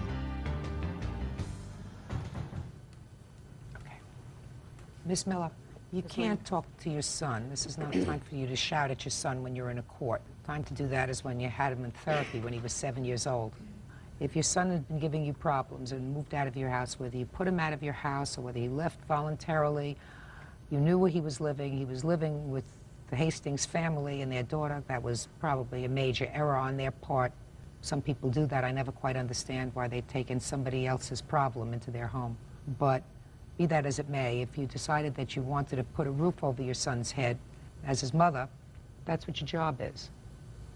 That kind of unconditional love is what you do for a child, even if they drive you crazy. Are you currently living in the house? No, ma'am. Did you decide to go back to your husband? Yes, ma'am. Is that where you are now? Yes, ma'am. Is that where you're going to stay, you think? Yes, ma'am. Tell me about the cars. You took your son's car out of impound? I paid to get it out, yes, ma'am. What'd you do with it? Set it in my backyard. And what happened to it? It sat there until the day that he came and threatened me. And then I took it down on the corner where I told him and the police officer that I would set it and left the keys in it, that in the Nissan. And somebody stole it? I don't know. Well, it wasn't found on the corner, is that right? I don't know where they found it at. Where did you find your car? I found mine in a ditch on Orville Smith. It was not in a ditch. I got pictures of where I left it. Well, that's what I'm saying. So what you're saying is somebody took the car after you left it there with the keys in it. Why'd you leave it there with the keys in it? There was no keys in it. There was keys in it. Crazy. When you left it, the keys were in it. So I'm asking you, why did you leave it with the keys in the car? He came, he harassed me. I didn't want him on the property. And for him to come get the keys, then he would have to come on the property. And I talked to him in the back of the police car and told him. What were the police doing there? I called him because he threatened me. When did he threaten you? When he came to the house. Was this after he had moved out of the rental house? No, he was in jail. He had just gotten out October 31st, and I didn't know he was out of jail. What was he in jail for? Theft of property from an auto and breaking and entering of an auto. What were you in jail for? Assault the third. He was also in jail for that. Assault the third. Who did you assault? My girlfriend. You ever arrested for breaking and entering? Yes, ma'am. When?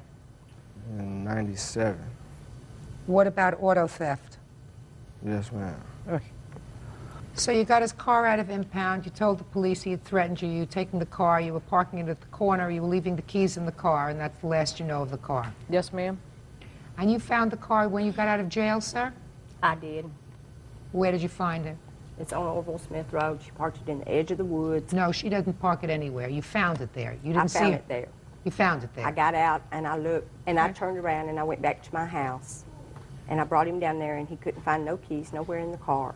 Well, maybe somebody who stole the car took the keys after they finished joyriding in the car. What about your car? Well, my mother and my father found it in a hayfield. What makes you think that Miss Miller took your car? Because she stole the keys out of my purse. I didn't have it in my possession. No, I did not steal the keys from her purse. This key goes to a car of Charlie's that he has in their yard. I don't know if it runs or not, but it was on this key ring with this key. And when I talked to Charlie on the phone after he had beat up Michelle, he told me one of them keys went to the car. And that's how I got the car. So what did you do with the car? Charlie explained for me to take the car to my house and park it and not to let Michelle have the car. You mean her car? No, it's his car. It's legally in his name. Is that right? Yes, sir. Is your car, the car that you're talking about, that you're suing over, in whose name is that car titled? His. You have two cars titled in your name? Yes, ma'am. What year cars are they? 94 and 87. What do you do for a living? Well, I was working at Arby's. At Arby's? Who bought the cars? I bought one, she bought one. But she wasn't old enough to put it in her name, so I signed for it. Why didn't her mother sign for it? Because they went and got it without me. I was at work. They went looking at cars. They picked up one, and she bought it. Miss Hastings, yes. Is he still living in your house? He is right now, yeah. You had him arrested for beating up your daughter. You've thrown him out of your house at least 3 times. No. He left your house 3 times in the last 2 years. You took him into his house, He has into been your in the house when he house was a year. 17 years old. Since he was 17 years old, he's been arrested several times, according to him, for a variety of things. Breaking and entering, auto theft, assaulting your daughter. Would you kindly tell me what kind of medication you're on? Because I want to take some. If you don't see that he's not right for her. Real cases, real people. Judge Judy. Bettina Miller says her son Charlie Washington, his girlfriend Michelle Hastings, and Michelle's mother Brenda owe for rent and repairs to her home. Miss Hastings, he's not right for her. He may not be right for her, but everybody has to make their own choices, and... Shh, hey. Everybody has to make their own choices once they're an adult. Until you're an adult, your parents help you make those choices, and they don't do things that encourage you to make bad choices. Tina has put her son out several times. Tina's son is a bum. Was your daughter a bum when she was 15? No, my daughter was in school when she was 15. Is she still in school? She's going to night classes. No. Before she met him, she was in school. Yeah, but she... After she met him, she's not in school. Had nothing to do with him. Oh, listen, Miss Miller. Yes, ma'am. I'm going to give you some words of advice. Is this the first child that you've had that's been in trouble? Yes, ma'am. You think you know how to deal with it now? Yes, ma'am. Tell me how you're dealing with it. I work with the best I can. My advice to you is you be there as a backup in case of an emergency, in case something bad happens. But until he grows up and stops doing things that are both harmful to himself, to the people that care about him, and to you, he's going to have to make his own mistakes. If you put yourself in a financial position where you've stretched your finances, it's a foolish thing to do. Because what will happen is he will never be forced to grow up.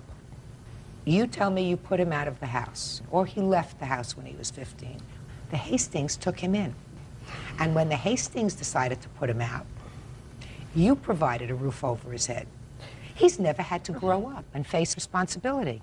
Had 2 cars titled in his name, working at Arby's. Well, he didn't buy the car. The Firebird was given to him as a gift by me and my husband.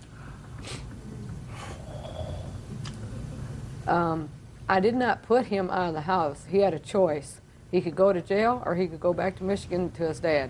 He took off on his own. He was on the run. We did look for him. He stayed with a friend of his up in a trailer, drinking, getting high. The owner of the trailer came to our house, wanted to know what was up. We went up there. He was gone. Okay. Miss Hastings, I've already told you what I think of the fact that you allowed him to move back into your house after he beat up your daughter. That's the dumbest thing I ever heard. Absolutely the dumbest. And if your daughter wants to be dumb enough to take off with him, as you said, people make their own choices. But you're making it real comfortable for her to do things that ultimately are going to be devastating. It doesn't matter in what they have done. I mean, it's the car situation. It's her having them to move into a rental house because her marriage, she moved out. Listen to me. I'm not dealing with your lawsuits. Both of your lawsuits are nonsense. Hers, she cannot convince me that her son owes her any money. With regard to the cars, you have no proof whatsoever that your mother took your car, put it in a ditch. She says that after an argument with you, she told the police, I'm putting the car on the street corner with the keys in it. I don't want him anywhere near my house. A reasonable explanation is that somebody walked by, saw the keys in the car, took it for a joyride, and trashed it. I think that both of you, but especially you, Miss Hastings, I don't understand you at all. What do you do all day, sir? Now, Now. go to school No, you don't. at night. I asked you what you did during the day. Don't tell me that you go to school at night. What do you do all day? Hunt for jobs. Hunt for jobs. Michelle, what do you do all day? Work. Where? At Walmart. You work 5 days a week? 8 hours a day, 5 days a week. And you come home and he's watching TV? Michelle, look at me. You come home and he's watching TV? I don't know what he does during the day. Michelle, before you get pregnant, get smart. You'll be working at Walmart, 9 months pregnant, and he's going to be sitting home playing with Nintendo that you will have bought him for Christmas. Get smart. Cases are dismissed, that's all. 29-year-old payroll clerk Rebecca Moore for unpaid credit card charges. Nancy says the payment stopped when her son rebuffed Rebecca's advances. Come to order. All rise.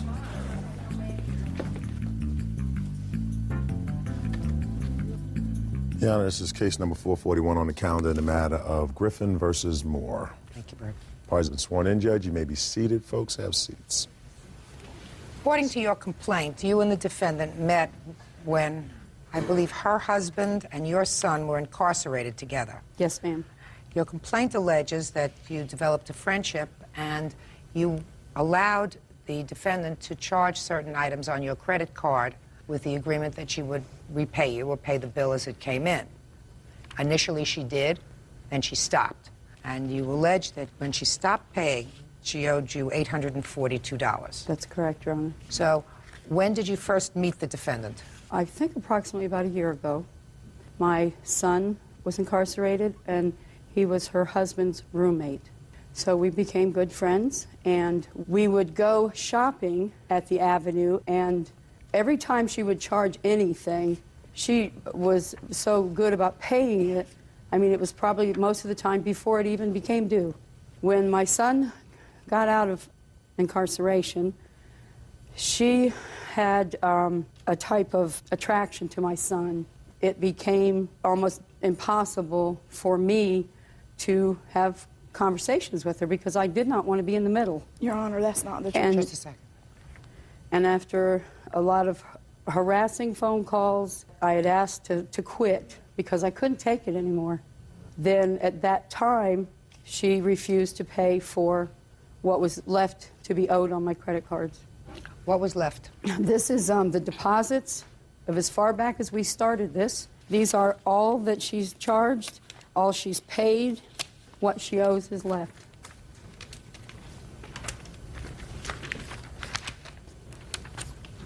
So she paid on time until October? Yes, ma'am, till the end of October. Okay, now I'll hear you. What she said is correct as far as our friendship. Her son was incarcerated with my husband. When things went bad was because her son had a drug problem. And I tried to help him. Your Honor, this is irrelevant. Just a second. Her son asked me for a ride to the interstate. I took him to my house instead of the interstate. Miss Griffin got to my house before we did. Basically, her son had took a video camera from her. She had searched her son's coat. She pulled out the camera. So then she left, and her son was still there with me. I then took her son to his girlfriend that lived in Charleston, and that's when his mother, she turned against me. She told me our friendship was over because I tried to help her son. What date was that? Ma'am, to be honest with you, I'm not sure. Okay. She says that you did not pay the October bill, which is $800. I have a check. Which is $800. Listen to me. Okay. Which is $846.05. Yes, ma'am, I understand the October that. bill. Okay, let me see. And I'm not denying that there were credit card charges. There were. I have a check from State Street Bank that was given, that it was a 401k check that I received from my employer. I have a copy of the front and back of that check that I gave her permission to go get out of my post office box and endorse and deposit into her account. She gave me $368 back. May I see it, please? And I have it where she endorsed my name and her name on the back. That's not my signature. Because at the time I was on a medical leave, she knew that my money was a little tight. I told her to take the check to pay for the bills because I never missed paying her. I'm just trying to find the date on this, when she endorsed it. It was on 1027 on my, it's on, I think, the second or third page of my bank account statements. And you'll see right next to it where I cashed a check for the exact amount and gave it to Miss Moore at my home right in front of my husband. He'll be a witness to that. Her husband has never been present. Just a second. We've made any charges or any money exchange. Just a second. So what you're telling me, Miss Griffin, is that at the time your friendship was coming to an end, the defendant gave you a check, which you did in fact cash, in the amount of $1,012.99. Yes, ma'am. And you gave her the entire amount of money. Yes, ma'am. Doesn't make sense to me, Miss Griffin. That weekend, Miss Moore came to my house. Yeah. I gave her the full amount of cash, handed it to her. Right. She said she wanted to give me $300 because she had a rainbow rental or something that was pressing and had to be paid. And she said when she got her check on Tuesday... Let me see the rest of her papers, please. When she got the rest of her check on Tuesday, that she would take care of the rest of it. Your Honor, I could have... And the whole time Miss Moore was out on disability... Just a second. I could have cashed that check myself. I cashed her check because she did not have a bank account at that time.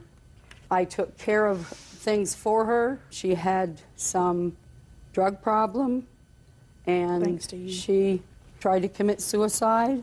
Not interested in that. Well, Your I mean, Honor, I that was is there not true. I taking have care two of her. police I reports. didn't want to turn my back on her. Your Honor, that is... Were there any witnesses present to the transfer of this $1,012 to Miss Moore My on the husband, 27th? Michael Griffin, was there. Is he here? Yes, Your ma'am. Honor, he Mr. was never Michael. present during any of these things. Just a second. It was just me and her. Go ahead.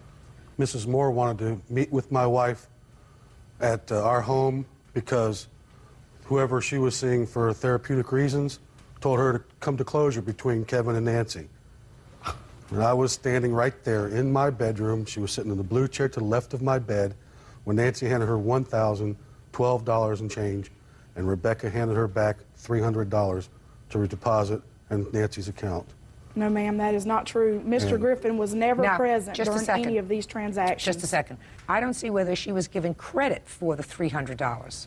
On the first page, every deposit that she made to me is on the left. Every bill that I wrote to the Avenue or any of my other credit cards So is what you're telling to the right. Is what you're telling me that at the time she made these purchases in October, she still had an outstanding bill to you? Yes, ma'am. Your Honor, She made- also Mrs. Griffin shopped along with me, and she had stuff on that bill as well, where our stuff was added together and not separately. That's wrong, Your Honor. If you look at my receipts, I've been very careful, and she had one receipt, and I had one receipt.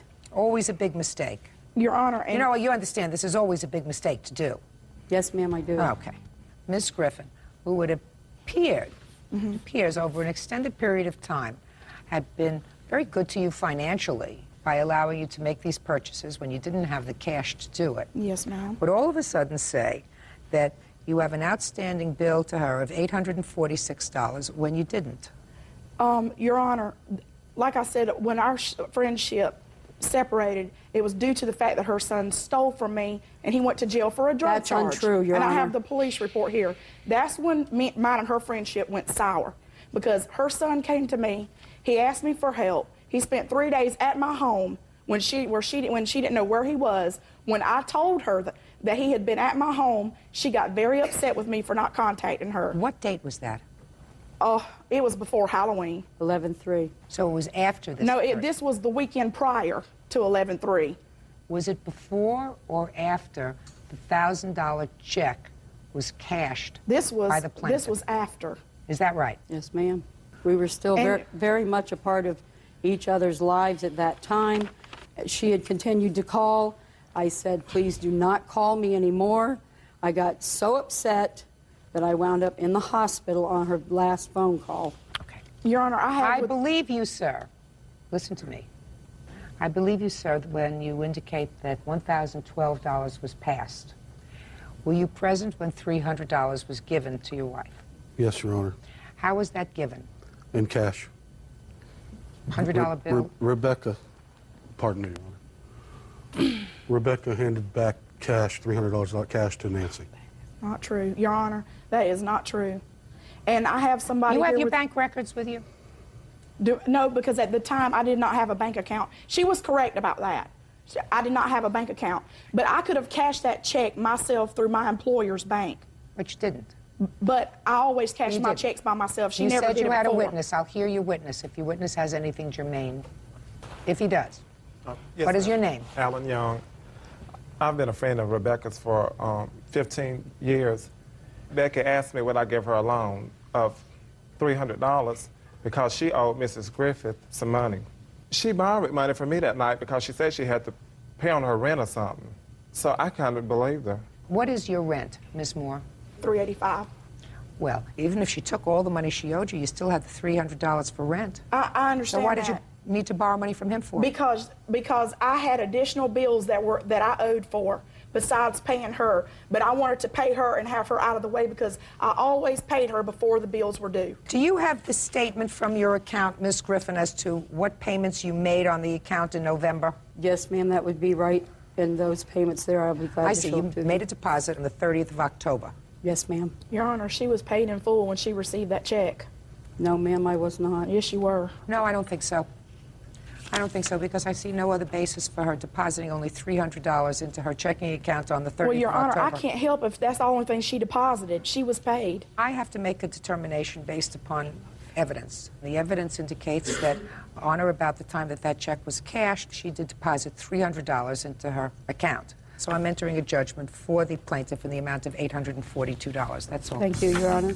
Parties are excused. You may step out. On Monday. She is married, and at the time I had a fiance. I lost a friendship on kind of her son's drug problem. She knew that, and she was still coming on to me. She can't rule everybody. And now the next case. All parties on Gregorian versus Scaturio. Step forward, please. 23-year-old cashier Mariam Gregorian is suing former live-in boyfriend, 23-year-old salesman Scott Scaturio, for his share of a security deposit. Scott is countersuing for the cost to rent a U-Haul, storage costs, and harassment. Ms. Gregorian, you and the defendant lived together. Were you boyfriend and girlfriend at the time? According to your complaint, you had an arrangement with the defendant that since he had no money, you would put down the security deposit on the apartment, and he was to reimburse you for half. For half, yes. And half of the security deposit was $600? Yes. And you also say that the time that you left the apartment, because he was threatening, you gave him an additional $200. For April's month's rent, yes. So he says that you actually owe him money because he was forced, as a result of your leaving, to hire a U-Hauler to take all of his furniture out. Is that right? Correct. And that was not the agreement, that you were going to reimburse her for half of the security deposit. Your agreement was she would pay for the security deposit, first, last, etc., and you would pay for the household furnishings and all of the household appliances. Correct. Right? Correct. When did you move in together? We moved in February 1st together. And when did you leave the apartment? April 2nd. And you had had an argument at that time? Yes, we did. Okay. So you were ready to call it quits, and you were ready to call it quits, I assume. Correct. Is that right? Correct. Now, you agree that she did put down this $1,200. The $1,200, correct. And to fulfill your part of the obligation, you purchased all of the furniture. Correct. And you purchased all of the appliances. Correct. In the U-Haul that you hired, did you put all the furniture? Yes. And did you put all the appliances that you purchased? Yes. Did she take any of the furniture? No. Did she take any of the appliances? No, ma'am. Well, so then let's understand this. On the one side, she put down the $1,200. You purchased all the stuff, but you have all the stuff, Correct. right? She's out the $1,200, including half that should be yours, right? No, because that wasn't the agreement. Well, the understanding was that if she put down, according to you, that if she put down the $1,200, your capital contribution to the apartment would be, I assume, purchasing furniture and appliances about the same amount of money, $1,200. Correct. Did you spend $1,200? About that, maybe a little more. But you haven't. You didn't say to her, I'll give you half, right? Correct. Why not? Because the agreement was before we even took the apartment that if anything should happen to the relationship, that we would at least stay as roommates in the apartment. Nobody stays on as roommates. That's stupid. In any event, sir, I don't believe you had that conversation. So what I'm asking you is, let's talk about money. Let's say you spent $1,200 on furniture, appliances. She spent $1,200, right? Each of you should be out $600. That's math. I'm not really good at math. But am I making myself clear to you, Bird? Very. Right. So you got $1,200 worth of furniture and appliances. That's on your side. But you kept it. Now, you want to give her $600, you want to give her half the furniture? I'm not going to give her half the furniture. So that's $600 for you. Now tell me about this $200. The $200 was April 2nd when I left. He told me I owe him April's rent. And I felt that I didn't need to because it was April 2nd. It wasn't a complete month yet. I didn't need to give him anything. But you did? But I did, because at the time that he had a spare key to my car, and he told me that he would hide my car if he needed to until I gave him the money. And I took the $200 and I basically threw it at him. So, cheap price, $200. You don't get that back. You get your $6, because I believe that that was your agreement. Now, you hired a U-Haul it. Why didn't you stay in the apartment? Because due to her leaving, I mean, I couldn't afford the apartment on my own. Well, just a minute. How much was the rent? $600 a month. And she had already given you $2 for April. She had not given me $2 for April. During the argument, she actually opened her closet, which she already had her stuff packed, and just left. She didn't give you an additional $200? No, I left the apartment before she even finished taking her stuff out. Really? Your Honor, that's not true because we were fighting and there was a person on the phone. He was speaking to his mother and a friend of his, telling them how I started out being a psychopath. He sat there and watched me leave and pack up. What date did you move out? I believe it was the first week in May. You stayed for the entire month of April. Yes. So you lived there. She didn't, right? Correct. So you pay for it. And then you had to move because of the rent. Where did you move to? I'm actually staying with my sister right now. Okay, you paying any rent there? No, Well, look at it this way. You spent $300 for a U-Haul. approximately yes. That would have been your share of the $300 worth of rent, right? Correct. And you couldn't afford the apartment anyway, right? So, and you got all that nice furniture. So what are you complaining about? Your Honor, can I say something? No, I want to ask him I want to find out what he's complaining about. Actually, what I'm complaining about is, Your Honor, she stated in the police report, actually, when she filed for court, that I threatened her life and I threatened to do her harm. I have mail here, which she had actually forwarded to my sister's address. If I was threatening her life, I don't understand why she would forward mail to my sister's address where she knows that I go, when I also have police reports stating that they heard messages of her threatening to kill me, etc., etc. Well, let me see the letter that you have, sir. I don't know exactly what you're talking about, but let me take a look at it.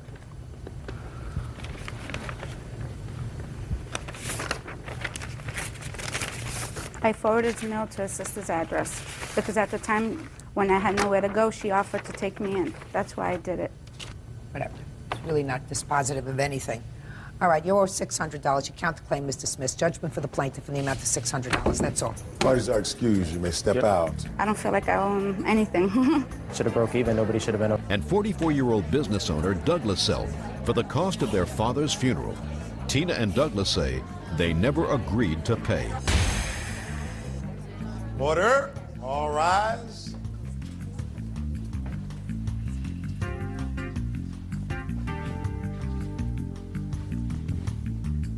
Comfy? Yes, I am now. Okay.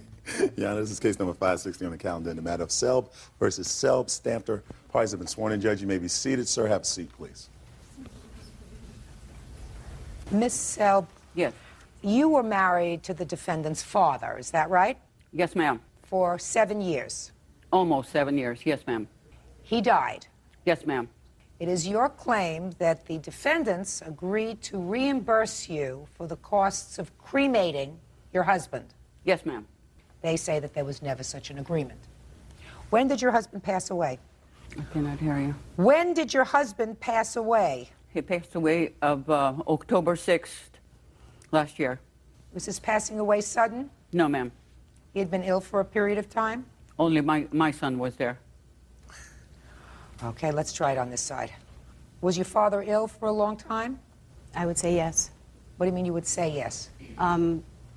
He had open heart surgery in 1994, and among many other illnesses, and I don't think he ever recuperated, if that's from what you his mean. open heart surgery. Right. Were you notified as soon as he passed away?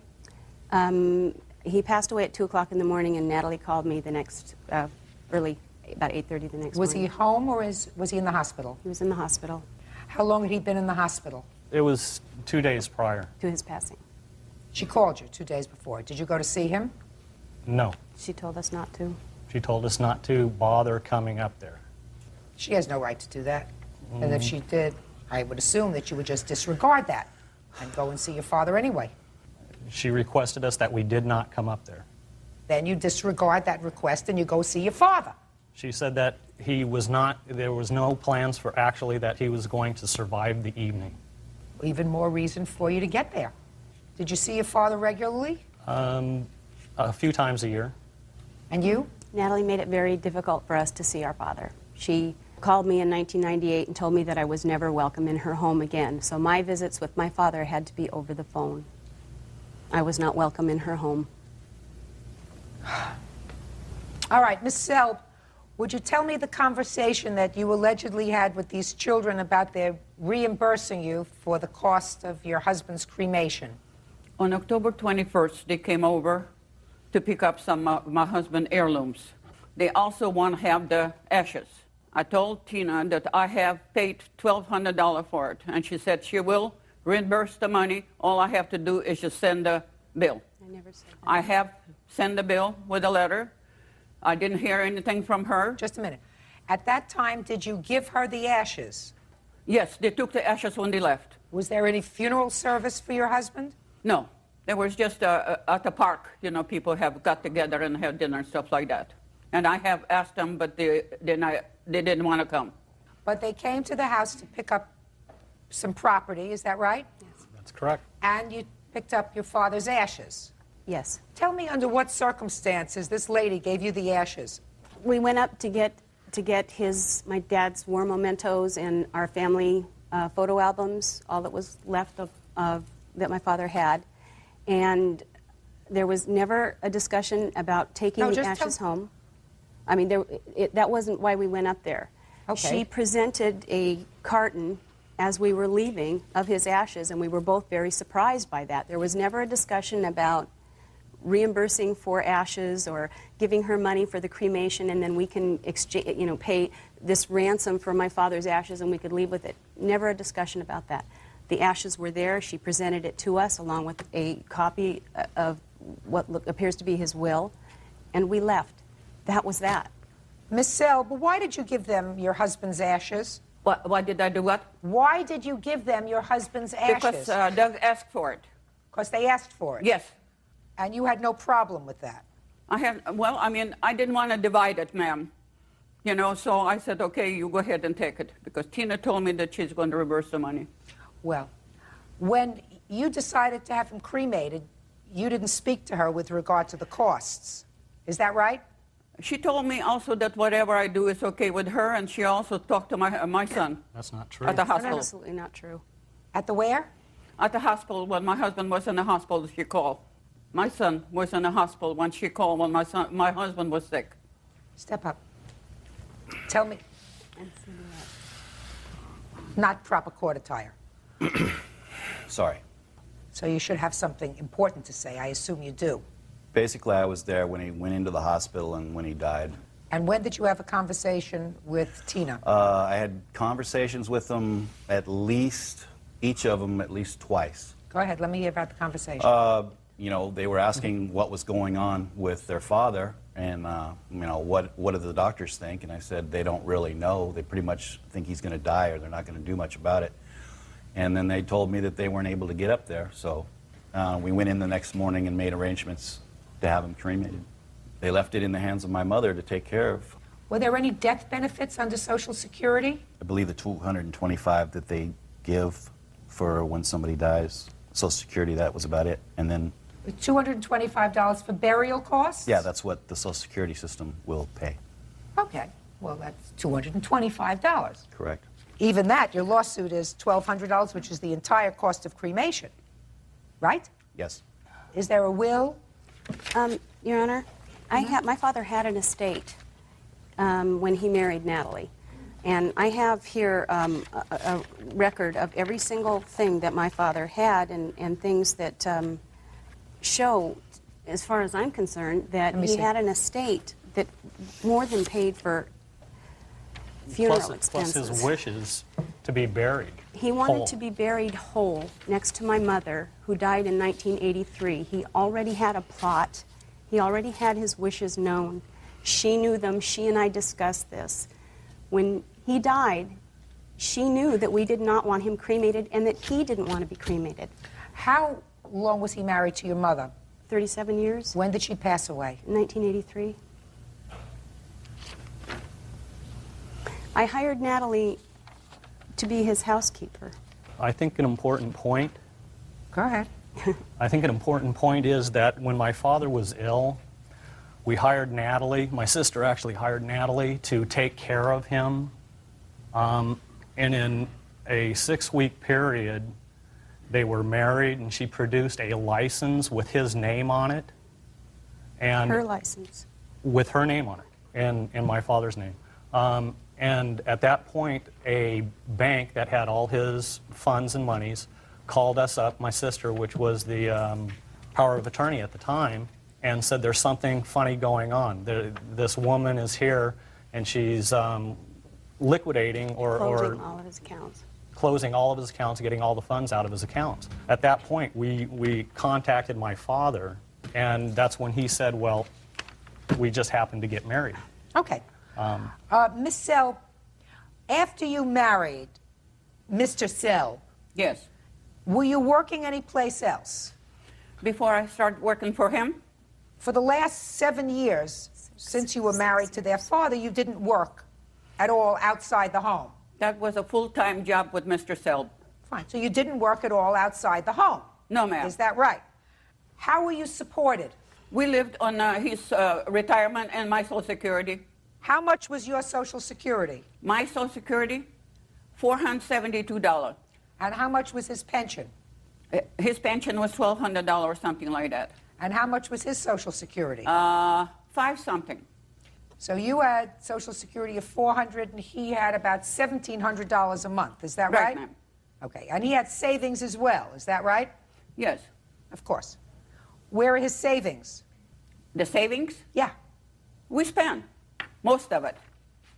Do you have any left? We have traveled quite a bit, ma'am. Oh, just a minute. Do you have any left of his savings? Yeah, I have $2,000. Good. That pays for the funeral. Thank you very much. That's all. Parties are excused. You may step out. The only thing I can say that I took care of their father for 7 years. My sister went there a couple of weeks afterwards, and she found the mail actually had been sorted through and gone through, his financial statements gone through. They wouldn't even answer the letters I have sent it to them. And now the next case.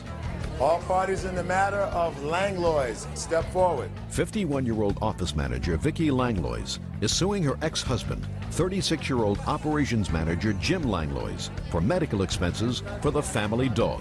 Miss Langlois, you and the defendant were married for 13 years. You were divorced officially, I believe, according to what I've read, in 1999. Correct. There was a dog. Jim's dog. Well, you say it was Jim's dog. There was a dog that lived in your house for a long time. The dog remained in your home. The dog became ill. You took the dog to the vet. Correct. There was substantial expenses for the dog in the amount of $1,817.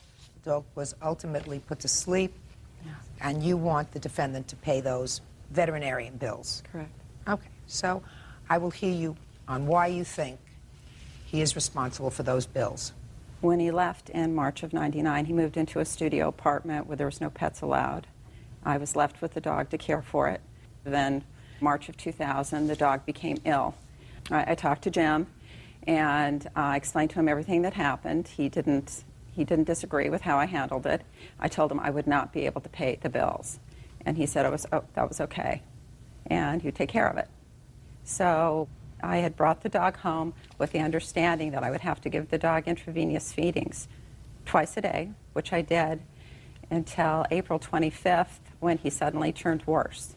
I called Jim. I told him he wanted to see the dog. I brought the dog to him, and he returned the dog to me, and the next day the dog even got worse. I called the vet. She said there's nothing more we can do for him. How old was the dog? 12 years. And how old is your son? 12. So that the dog had been your son's companion as well. His best friend. Okay, go ahead. And so Thursday night, the 27th, I believe it was, I called Jim at work. When I tried to discuss what was going on with the dog, he just wanted to talk about the divorce and all the other property issues that were going on. And he got abusive, and he wasn't even listening to me. I was telling him that Saturday morning was the appointment, and he got abusive and was swearing at me, and I hung up the phone. On Saturday morning, my daughter Kendra took me and our 12-year-old son to the vet, and we sat there with him while the dog was put down. Later, I talked to Jim about the money, and he said we would have to discuss it at the divorce hearing in June. When we got to the divorce hearing, his attorney asked that the two attorneys could talk outside of the courtroom and discuss some of the issues. The outstanding financial issues. Right, and the dog was one of them. My attorney said that Jim was denying it was his dog, and that I shouldn't waste $250 an hour. I should take it to of his time. I should take it to small claims court, and that's what I did. It is clear to me, Mrs. Langlois, that your 12-year-old son would have been devastated had his father left the house, and in addition to leaving the house, taken his dog. According to you, the dog was his best friend. So it wasn't that you were dog sitting for the defendant's dog. You kept the dog because it was the family dog. Whoever purchased it, paid for it. I have a dog. When she's a very, very good dog, my husband says it's his dog. When it poops in the house, it's my dog. The issue of whose dog it is not relevant to this. Your former wife claims that you indicated to her that you would, at one point, take care of the veterinary bills. Let us assume for the moment that you did say to her, I'll take care of it, whatever the bills are. And I don't even have to make a judgment on that. There did come a time that you went to the Supreme Court to resolve all issues of money involving your marriage. According to you, Ms. Langlos, the issue of the dog's bills was raised by the attorneys in that proceeding. Outside of the judge. It doesn't make any difference. Correct. It was part of the negotiation. You did the right thing by keeping the dog and taking care of the dog. Your problem, Mrs. Langlos, is this. There must be finality when parties divorce. And that is usually as of the day that a final judgment of divorce is rendered. Everybody is there, and they throw all the marbles on the table, and they say, listen, this is what we got. This is what our bills are. This is what our expenses are. This is what our assets are. We're going to divide them.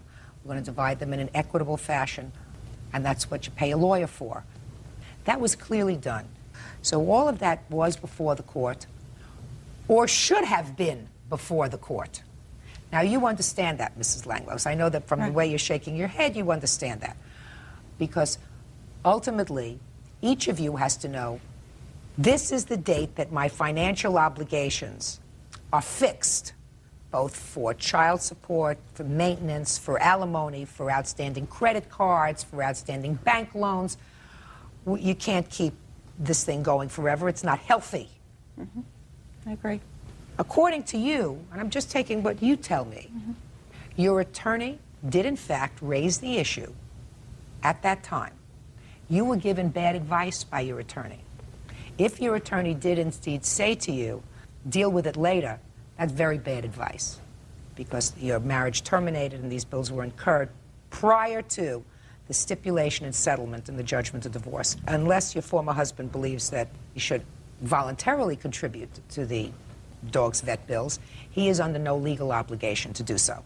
Just for my own sake, you want to tell me, Mr. Langlos, how much you pay in child support for your son? I believe it's $961 a month. Do you pay maintenance to your former wife, in addition to the child support? Yes. And how much do you pay in maintenance? 1,000 something. It's a little over 1,000, 1,027. Are you currently current in your child support and maintenance? Yes, my child support and spousal support comes directly out of my work check. Do you see your son? Visit him? Not now, I don't. Why not? We have issues that we're working out through court right now. So there are ongoing issues of visitation? So you're still paying lawyers? Yeah. Yes. I am. She's not. She doesn't have a lawyer at this time. I do. Well, that's unfortunate. No, that's not true. I do have a lawyer. Yeah. Okay. Whether you have But a lawyer, yes, we I have his letter that says whether you have a lawyer or not, it's really unfortunate that you can't put a period and start having some sort of normalcy to your lives. That's really very unfortunate. Fair. In any event, Ms. Langlos, all financial issues were resolved in your case in June of 2000, so your lawsuit is dismissed. Thank you. Thank you. Parties are excused. Chaco for the cost of their father's bail and legal fees. Order. All rise. This is case number 536 on the calendar in the matter of Pacheco versus Pacheco. Parties have been sworn in, Judge. You may be seated. Gentlemen, have seats. All right, there's a rather complicated fact pattern in this case, so let me see if I understand it. The defendant is your brother. Yes. About 2 years ago, your brother had just been released from jail and came to live in your father's home. Yes. This is your father? Yes, it is.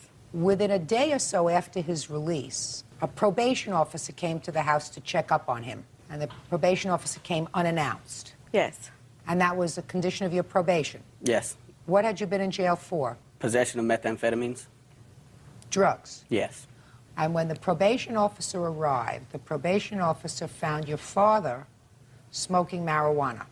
Yes, in his room, Your Honor. And he was smoking marijuana because he was ill? Yes. And I understand he has now a card that indicates that he can use cannabis for medicinal purposes. Is that right? Yes, Your Honor. You have that card, sir? Yes, sir. At the time, he did not have that card. No, ma'am. So he was taken to jail. Yes. There were certain expenses surrounding his incarceration. You had to bail him out. Yes. You had to hire a lawyer. Yes. And you say that your brother agreed to repay you for these Yes. costs because, but for the fact that he was in the house, you felt as if he was responsible. The probation officer wouldn't have been there, your father wouldn't have been arrested, and you felt as if it was his fault. Yes. Would you step up, sir?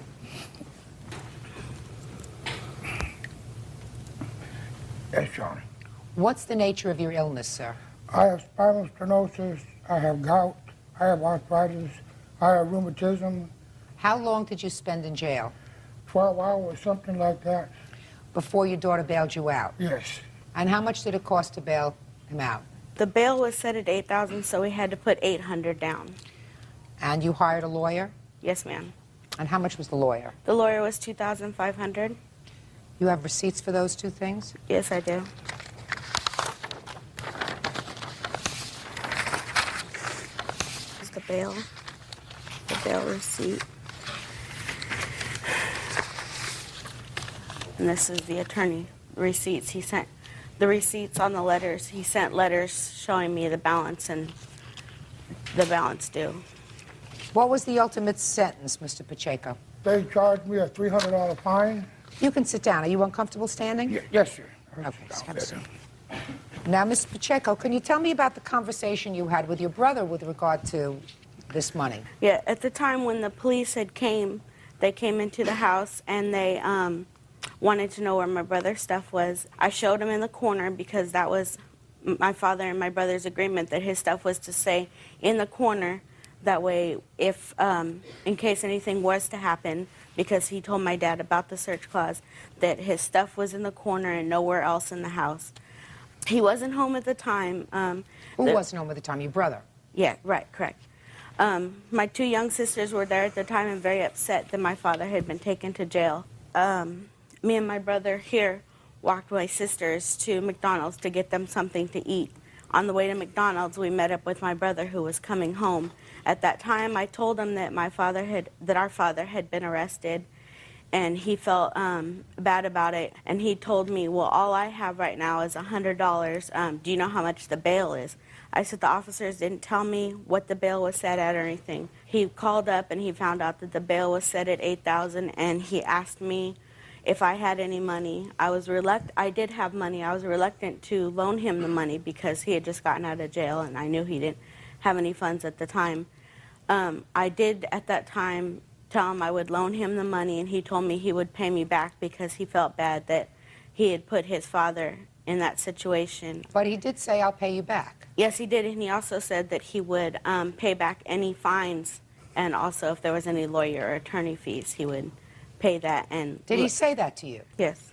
My brother, David, was there at that time when we had the conversation. Okay, I'll hear you.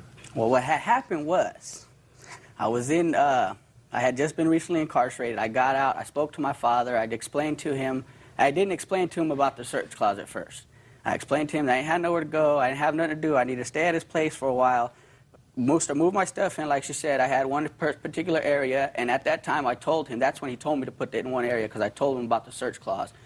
This was after you moved in? This was, yeah, right after I moved in. And he said, okay, well, rather than just putting me out, he says, well, leave all your stuff here. If anything happens, your probation officer wants to come, this is your area, they can search your stuff. He knew I wasn't doing drugs or nothing. I knew what he did, but he did it in his own room because he was sick, and a long time his doctor told him, that if it helps him, go ahead and smoke it, but he couldn't, prescribe it due to, fear of being incarcerated himself, the doctor. So then when the police came in, I wasn't there. They came in, to my understanding, they didn't even search any of my stuff. They just smelled marijuana in the house. They went to his room with unannounced, and then they seen him smoking the marijuana. So they took him to jail. I was coming back home. My sister told me, Pop's in jail, what happened?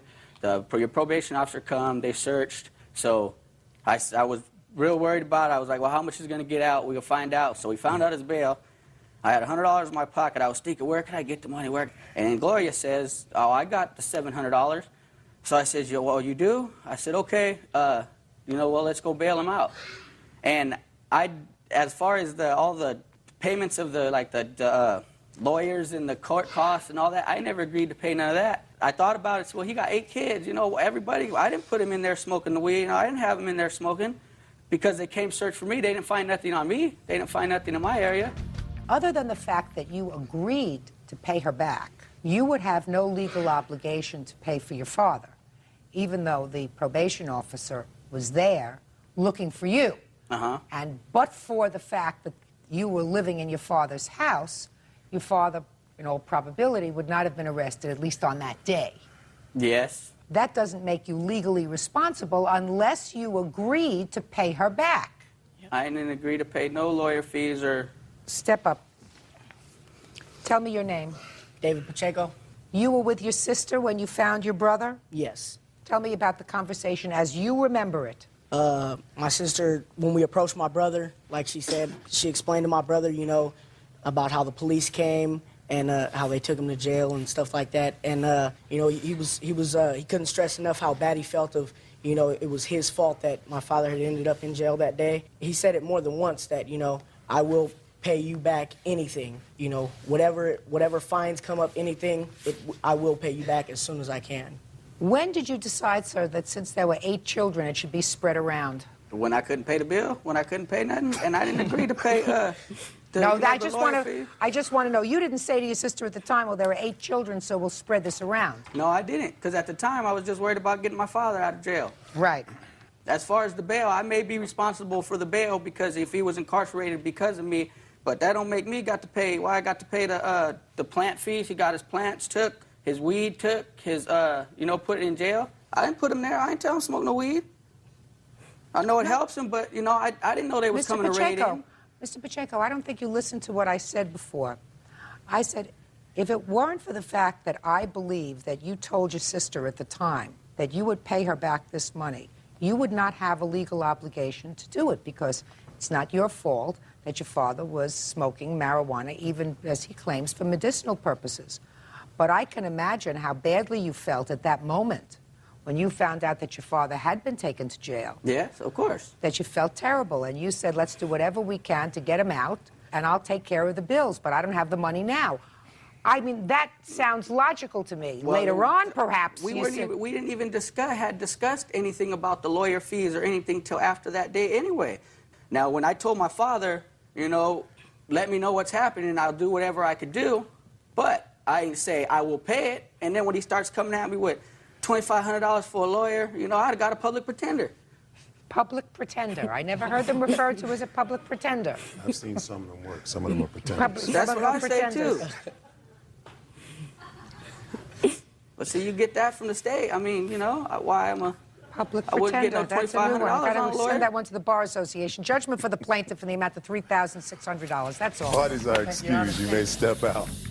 I ain't tell him go get no lawyer or tell him to, go hire this high-priced lawyer and get all these fines. I never agreed to none of that. Sometimes family, they might say something at the time and not mean it, but you just have to pursue it. And now the next case. All parties on Clay versus Markham. Step forward, please. 50-year-old respiratory therapist James Clay is suing 30-year-old former teacher's aide Don Markham. James says during his family stay at a hotel, Don injured his daughter in the pool. Mr. Clay, I understand that you were at a motel with one of your daughters. 2 of my daughters, yes, ma'am. And it was a nice day, and you and your daughters were in the swimming pool. My 2 daughters were in the pool, and my wife was supervising them. And at the same time, the defendant was in the swimming pool. Yes, ma'am. You were there with a group of people? Yes, I was there with a school group. I was a room chaperone. You were the chaperone? Room chaperone, just for the evenings in the room. According to your complaint, Mr. Clay, the defendant injured your 11-year-old daughter. Yes, Your Honor. Were you present when that happened? I was not present. Who is a witness to what happened? My wife. Could you step up, please? Mrs. Clay, tell me what you observed. Well, Mr. Markham was in the pool. He was in the middle of this group. He was picking people up and throwing them.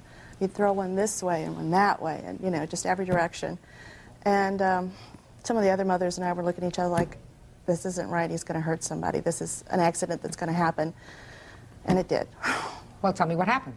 Well, he picked up a young man, threw him. My daughter was close to the... How did he throw him?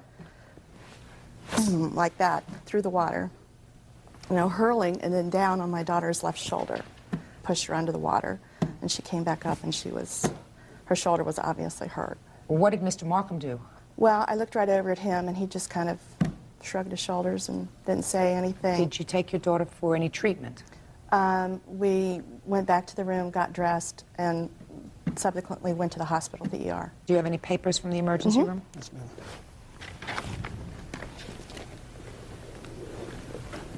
Thank you.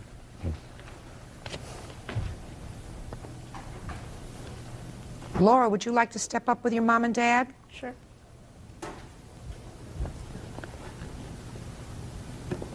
Tell me what happened when this person fell on you. Well, me and my little sister were jumping off the edge of the pool, and I was reaching towards the ladder, and I turned around and I was looking at her, and that's when the gentleman fell on top of me. What did he say to you? Do you remember? Yeah, he was touching my shoulder. He kept on asking if I was okay. I contacted back to my mom. I was screaming and crying.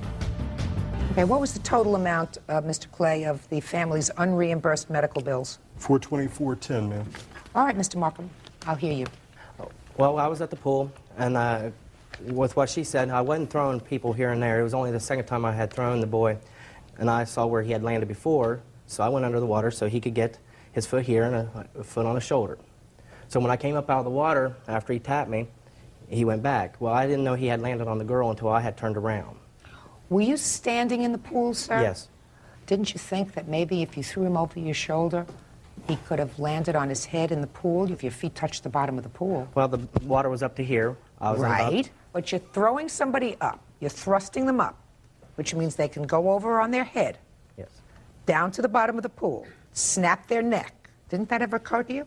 No, ma'am, because I was the area that I was throwing him into. Launched is a good word. Well, the area that he was going into was deeper than the area I was standing. How much deeper? I'd say a good foot, but I figured if somebody wasn't diving head first or anything like that, if somebody was just dropping into water, you know, he had asked me to do it, so I was having fun and enjoying myself with the kids, having a good time, so I did. Well, that was pretty stupid, wasn't it? Looking back at it now, yes, but... Well, why didn't you follow through with these people with regard to seeing whether she was injured? Well, after the boy had landed on her and I saw that she was injured, I did go over to her, asked her if she needed help. I told her, you know, I'm sorry about this happening. And I stood there. I was going to help her up out of the pool, and she told me, no, no, don't touch me, don't touch me. So I backed up out of the pool and just kept an eye on her until her mother came over to her. And then I watched them go out of the pool. And that was the last time I heard anything until, you know, the girl from the front desk came over to me to get my name and address to fill out the accident report. And then I didn't hear from him again until September 15th is when I got a certified letter from him. He gave me 4 days to actually get a hold of him, and he was asking for $914 at the time. He gave me 4 days to reply to him, or he said he was going to sue me in the letter. And I sent him out this copy of this letter, asking for certain information just so I can see and what and all has been done and what and all I needed to verify what was going on. Let me see the envelope, please. This kind of... This is the envelope for the first time.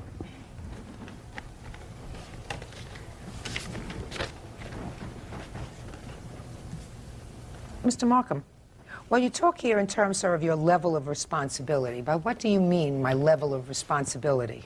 I know as myself, I have a deductible amount, but I never heard of a deductible amount being so high, so I thought, okay, so well, you're talking about the level of your financial responsibility. Yes.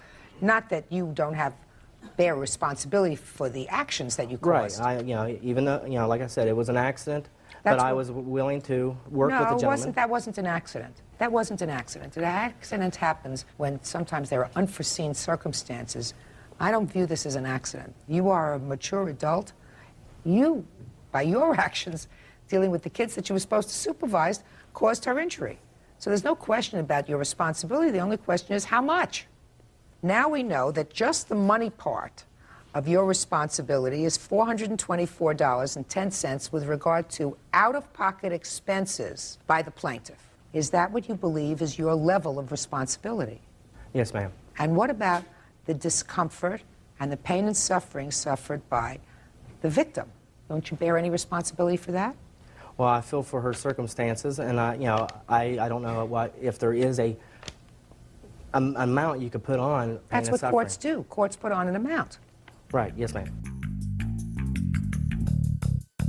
What were you doing that summer? Were you still in school on June 11th? No, actually, I went on a camping trip with my dad and my little sister. Right afterwards? No, we had to wait at least for the rest of the month. For the camping trip, my husband said that she couldn't really hold a backpack so they could go, really hiking for a long time or anything like that. So It was a trip that we had planned all year, just me and my 2 daughters going out west. And it ruled her out of soccer for the fall. She wasn't able to play. You mean in September you still had residual effect of the shoulder injury? I couldn't move my shoulder for a very far distance for about 3 months afterwards. Mr. Markham, that's what courts mean by pain and suffering. Plaintiff is suing you, Mr. Markham, for $3,000. He's suing you, I assume. The other $2,500 is for pain and suffering on behalf of his daughter for the discomfort that she endured as a result of your actions. He is absolutely entitled to that judgment for the plaintiff in the amount of $3,000. That's all. Thank you, Your Honor. Parties are excused. You may step out. Amanda Kessler is suing her cousin, 26-year-old carpenter Jason Napier, for beating her van with a shovel. Jason says he only broke the taillight. Order. All rise.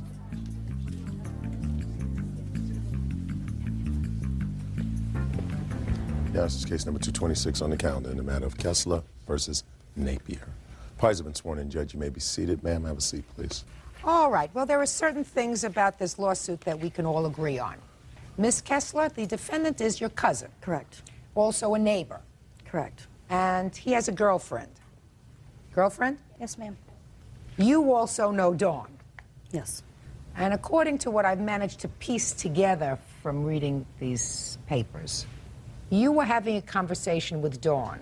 And during that conversation, you told her something about your cousin that she didn't like, and that certainly he didn't like. What did you tell her about him? That Jason was in Terre Haute on a boat, fishing and partying all weekend, Labor Day weekend, instead of being out of town working. So you told his girlfriend that he wasn't where he was supposed to be, but he was out partying when he was supposed to be employed, right? Yes. And you confronted Jason? Yes, ma'am. Step up. When did you tell Jason? While I was on the phone with Amanda, I had asked him about it. So he was at your house? Yes. Had you called Amanda, or did she call you? She had called me. While you were on the phone with her, did you call into Jason and say, Jason, tell me what you did? After she had told me Jason was sitting there, and I had asked him. Were you still on the phone with her? Yes, I was. So you're holding the phone? Yes. And what did you say to him? I had asked him, Amanda had told me that he had lost his job and that he was out drinking. So I had asked him about it. And what did you say? I asked Jason if he had lost his job, and he said that he didn't lose it, that him and his partner that he was working with had walked off of the job. And I proceeded to tell him that Amanda said that they were out partying, and I had asked him about that, and he said no. Then Jason got mad and went over to confront Amanda about this. And then this is when the confrontation went into effect. Did you follow him? No, not over to Amanda's house. I was watching out of my bay window, which... So you didn't see what happened when you Not got when there? he went over to her house, no. So that you can sit down. So here we have it. You put your nose in where it didn't belong. He got mad, and you went over to her house. True. Furious. Yes. What happened when you got there? Oh, I didn't go in the home. I just was outside, and she ran into the house, and I grabbed ran the into the shovel. house? She did, Amanda. I grabbed the shovel, and I proceeded to go up to her van, and I destroyed the taillight. I hit the taillight, and I paid for a new one, got the receipt, and gave it to her. From that point, there was nothing ever said or anything about it until I got papers from her saying she wanted to serve me to go to court, saying I caused $1,900 of damage, that I beat the van with the shovel, which there is no dents on there from a shovel. It's all hail damage that were already existingly on the vehicle when they bought it. Why did you pick up a shovel, Mr. Napier? Well, I was frustrated, and I was tired of her interfering in my life and starting trouble with my family when she ruined her own life with her family. You mean you couldn't settle that with words? Well, words only lead so far. It just accumulated of her doing it to us so many times and so many incidents and so many reports. You know, I just got fed up with it and it just tried to relieve the pressure and show her what it feels like when she destroys people's property. Why, she ever destroyed your property? Yes, she has, many of times. Really? Yes. Well, tell me about that. Well, I got a report here of stating she did criminal mischief and she popped my fiance's tires in broad daylight and said that 2 men in a Buick pulled up and jumped out of the car and popped the tires when she was drunk, and she deliberately went over there and did that. Well, how do you know she deliberately did that? Because we saw her out of the front bay window. We told her to watch and heard the tires pop. You know, tires make a loud noise when you stab a knife through them. Now, your defense is that, yes, you did cause damage to the car. Yes, and I knew I was at fault, and I paid for it, and I told her that I was sorry for that, you know, and I knew I did wrong, and I got papers reported to me that I needed to go to court. All right, Miss Kessler, you tell me what happened. He comes to your house, and you run inside. Okay, let's back up a little bit, Your Honor. When I was on the phone with Dawn, she advised me to call 911, that Jason was in a very big rage, so I did so quickly, ran to my master bedroom closet while he was in my house screaming that he's going to burn my house down, beat me up.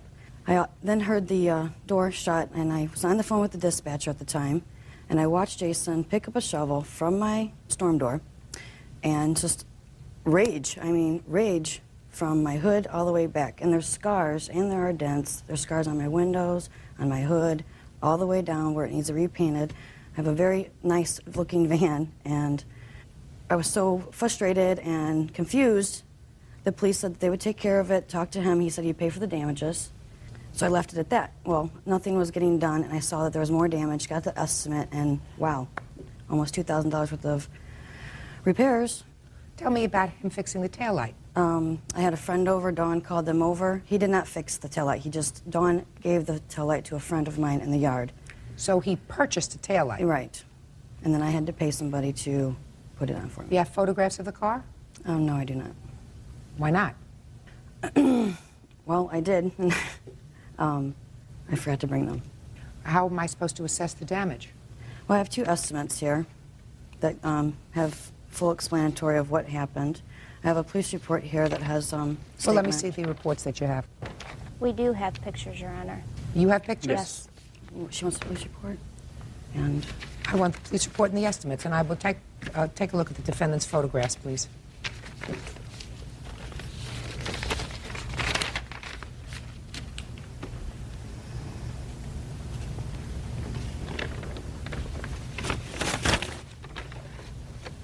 Now, Dawn, you did not witness this, is that right?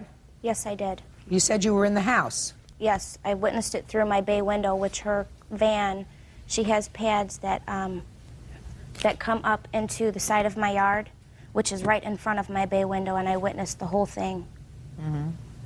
Now, you're showing me these photographs, sir.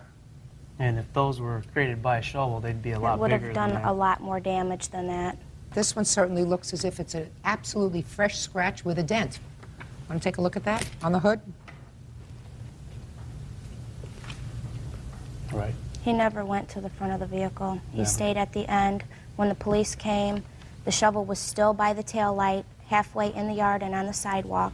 He hit the tail light, dropped the shovel, and he proceeded to leave. You're also presenting a bill here that talks about front lamps, front bumper. he hit my van about 22 times. Well, if he hit your van about 22 times, then you should have, clearly, some evidence to demonstrate that. Certainly this caused substantial damage. Right, that was at the end of his rage. This is not damage. That's what your van looks like now, right? Right. There's scars all the way up and down. The window's scarred. You don't see that here. What you're saying is those scrapes and dents were not caused by a shovel. Right, right. Well, if you pick up a shovel and you cause this kind of damage, you see more than just a scrape. Right, right. Doesn't that seem logical to you? Seems logical to me. Especially with the anger that he had in him to do little dents like that. I mean, how much did it cost you, Miss Kessler, to have the tail light fixed? I paid a gentleman $10, a friend of mine, just to install it for me. Miss Kessler, why is it that you felt it necessary to tell Dawn about your cousin's Labor Day foray? I didn't call her purposely for that. Dennis called in on call waiting while I was on the phone with Dawn, and then he told me this information. I popped back over on Dawn and said, well, that was Dennis, and she said, what's going on? And I gave her just facts, that Jason was in Terre Haute on the boat instead of at work. You see, Miss Kessler, what happens is when you stick your nose in somebody else's business, something's going to happen. I mean, what did you think? Jason was going to thank you for outing him with his girlfriend? Did you think he was going to be happy about that? That he's out fooling around on a weekend when he's supposed to be working? In any event, I think you better settle your differences, because if you're not only cousins but neighbors, this kind of stuff is absolutely ridiculous. You say it cost you an additional $10 to have it installed? Correct. That's the judgment. Judgment for the plaintiff for the amount of $10. That's all. Parties are excused. You may step out. It was wrong for her to call over there and start stuff with my fiance and try to get me into a predicament that shouldn't have been escalated into. I would like to move on with life. And now the next case. All parties on York versus Morash. Step forward, please. 64-year-old retired postal worker Beverly York is suing her son, 39-year-old mover Leonard Morash, for a loan to pay outstanding court fines. Leonard says his mother told him he didn't have to pay it back. According to your complaint, your son was incarcerated. What were you in jail for, sir? I fell into possession of a firearm, ma'am. And he had served his time on that charge, but it appeared that he had some outstanding parking tickets or outstanding driving tickets. Is that right, sir? Outstanding fines, Your Honor. What kind of fines? For a little criminal activity of possession of cocaine, possession of marijuana. And what were the fines for? Court fees? Yes, ma'am. That you hadn't paid? Correct. And how long? Several years. Not terribly responsible. So that you were contacted in order to find out if you would put up the money to pay those fines so that he could get out of jail. Correct. You agreed to do that, according to you. You made a loan to him. $705. $705. He got out of jail, didn't pay you. Correct. Who contacted you? At first, my son contacted me. From prison? From prison. And he asked if I would loan him the money. And he has made several loans in the past that he has never paid me back. And this time I said no. And then he called later on from his counselor's office, and he wanted me to speak with his counselor. And his counselor advised me that he had changed and thought that it would be a good idea if I helped him out. How long were you in jail, sir? I was in there for about 3 years. You were anxious to get out? Yes, ma'am, I was. How long would you have had to remain in jail if your mother hadn't paid the fines? It might have been like 6 months. So you were looking at another 6 months? Correct. Now, you did call your mother initially. After she finished speaking with your counselor, you spoke to her. Is that right? Yeah, she was a little leery of doing it in the first place.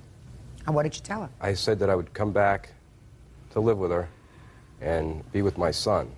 Your mother has legal custody of your son. Yes, she does at this point in time. Well, she has for a long time, I assume. Correct. I have been in and out of his life.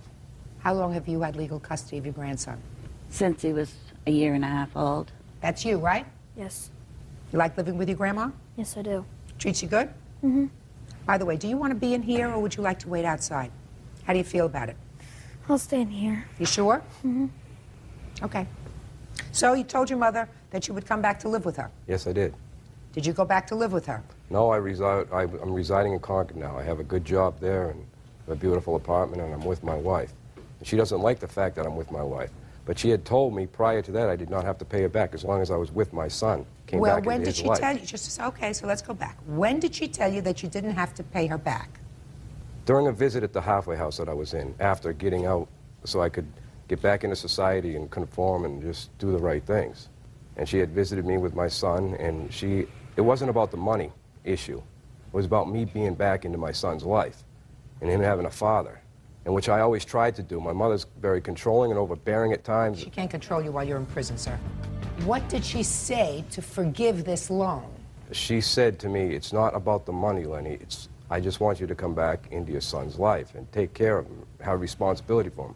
And I've always wanted to do that, but I have my crosses that I bear. I've made mistakes in my life. All Okay, right? so what did she... I just want to carry on. So what was the arrangement? The arrangement was that you would come back to live with her, Correct. be in your son's life, Mhm. and if you did that, she would forgive the loan. Right, and not go Just a back to second. my... Hold on.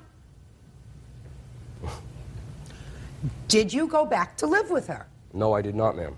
Well, if you did not go back to live with her, sir, you still owe her the money. Now, you were married at that time? I've been married for 3 years. So instead of going and living with your mother, you went back to your wife. Correct. Well, do you think that you breached the agreement with your mother? No, I don't, because I believe she had said that I didn't have to pay her. She said you didn't have to pay her forgave the if loan. what? If what? If I went back into her life, in No, my you son's told me if life. you went back to live with her. Right. With your son. With my son, correct. Okay, but you didn't do that. No, I did not. So you didn't fulfill your part of the agreement which forgave the loan. Are you following me? Yes, I am. Well, I mean, because you had a choice. Your choice was that either... I went back to live with my wife, correct. Right. And then she started haunting me on the phone and calling me all sorts of names on the phone with my son on the phone. My son's screaming and crying, and she's back in the background calling me all sorts of, insidious, crazy names. And I love her. She's my mother, but I can't put up with her sometimes. Mr. Marash, Yes, ma'am. you were in prison for 3 years, so during the 3 years that you were in prison, you were, I assume, not contributing to the financial support of your son. Is that right? Correct. Now that you have a good job, how much money have you been sending to your mother to contribute to your son's support? I haven't. Why not? She hasn't asked for any. If she would let me into my son's life, Just a minute. this is my flesh and blood. I thought blood was thicker than water. Now it's Why don't you see if this young man wants to step outside while we finish this discussion? Okay. Okay? Sure. Look at my son here for a second. Sure.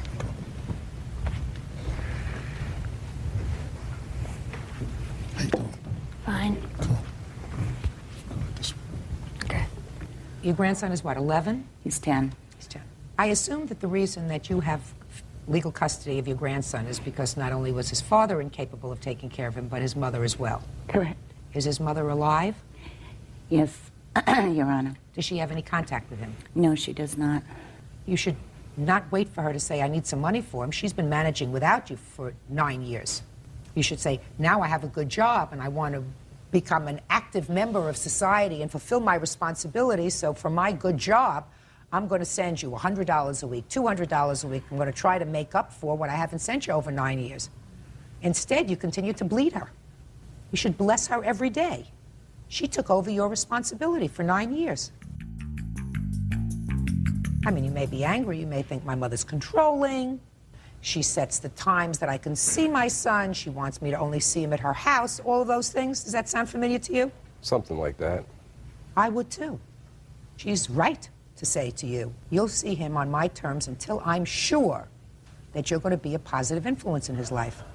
You're not going to be here today and gone tomorrow. Yeah, but I also understand that a father should be in his son's life irregardless of mistakes or, things. It's the way it should be. Oh, who I have a said lot, that? I Where have is a that lot written? to offer him. What do you have to offer him? Friendship, love, companion, being his father. Fathering a child takes a second. That doesn't make you a parent. She's his parent. Mother and father. You weren't there when he had the measles, the mumps, the chicken pox if he had, when he had strep throat, when he had an upset stomach, when he had to do his homework, when he had problems with a classmate, when somebody made him feel badly in school because his father was in jail. You weren't there. She was. You have to prove yourself to not only your son, but to your mother as well. And you're going to start proving yourself by paying her what you owe her. Judgment for the plaintiff in the amount of $705. That's all. Thank you, Parties Your are Honor. excused. You may step out. 19-year-old sales associate Misty Domitrovich for the return of an engagement ring and a car stereo. Order. All rise.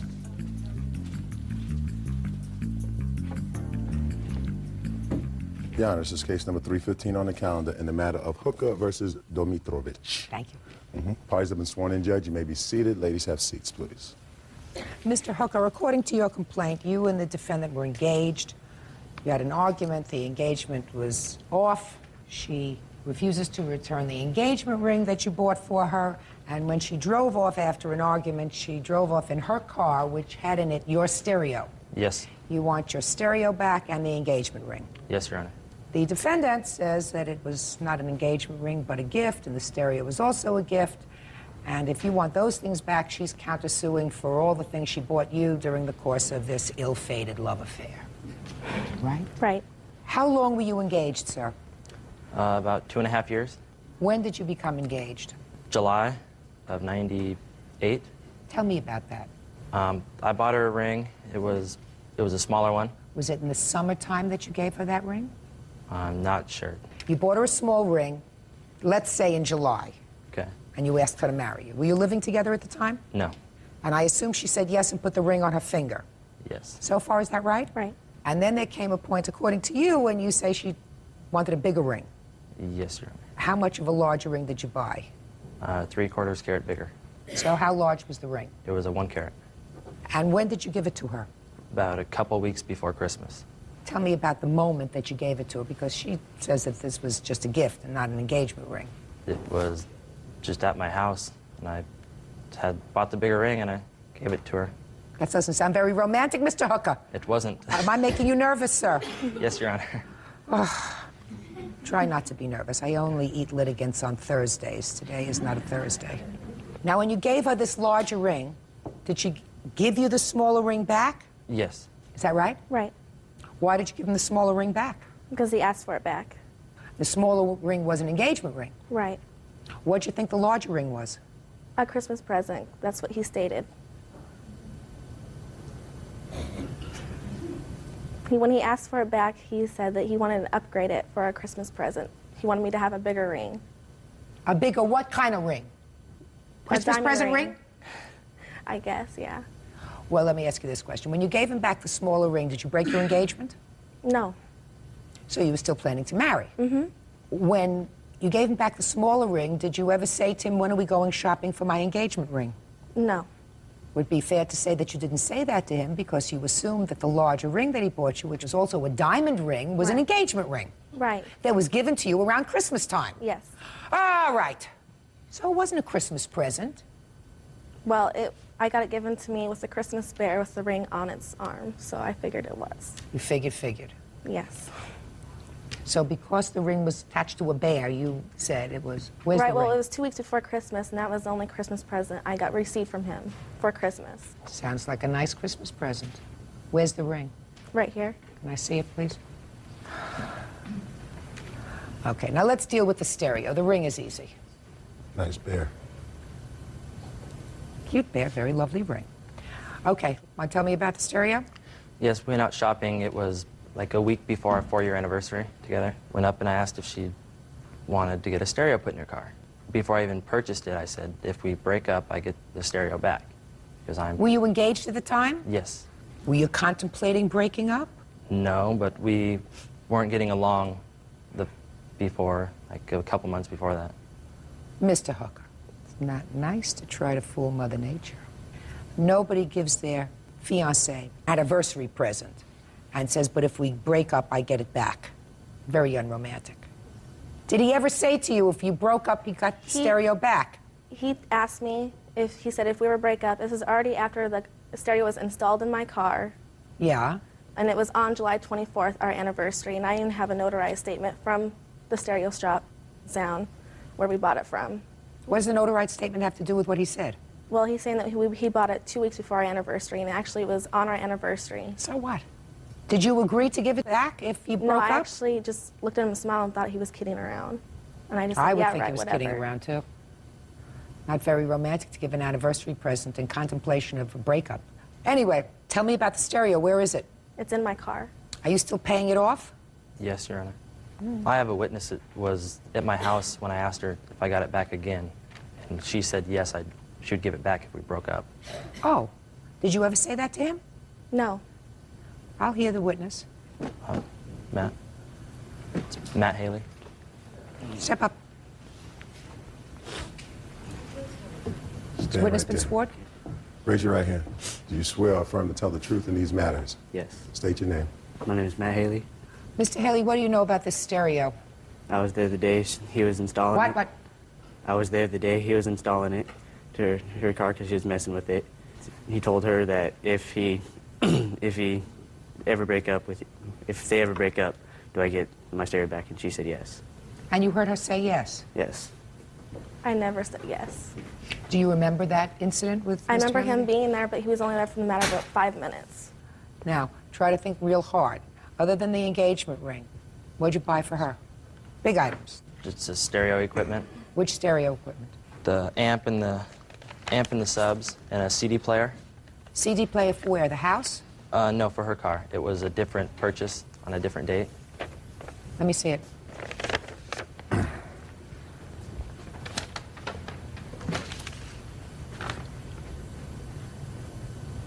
And Your Honor, when we did break up, he never asked for the engagement ring back, and I've seen him twice since our breakup. It was always the stereo equipment. Excuse me, Your Honor. Before she left my house, I asked for the ring. My mother was standing The right ring there. he's entitled to back. The ring is an engagement ring. All I was worried about that night is getting out of the house because he had my keys and would not let me leave. So you were prepared to give him back the ring? Right, he can have the ring back. I'm not. Oh, perfect. But I would like mine back, and maybe the Christmas present that I bought him. No, this is not a Christmas present. It's not a Christmas present. It's an Merry engagement Christmas. gift.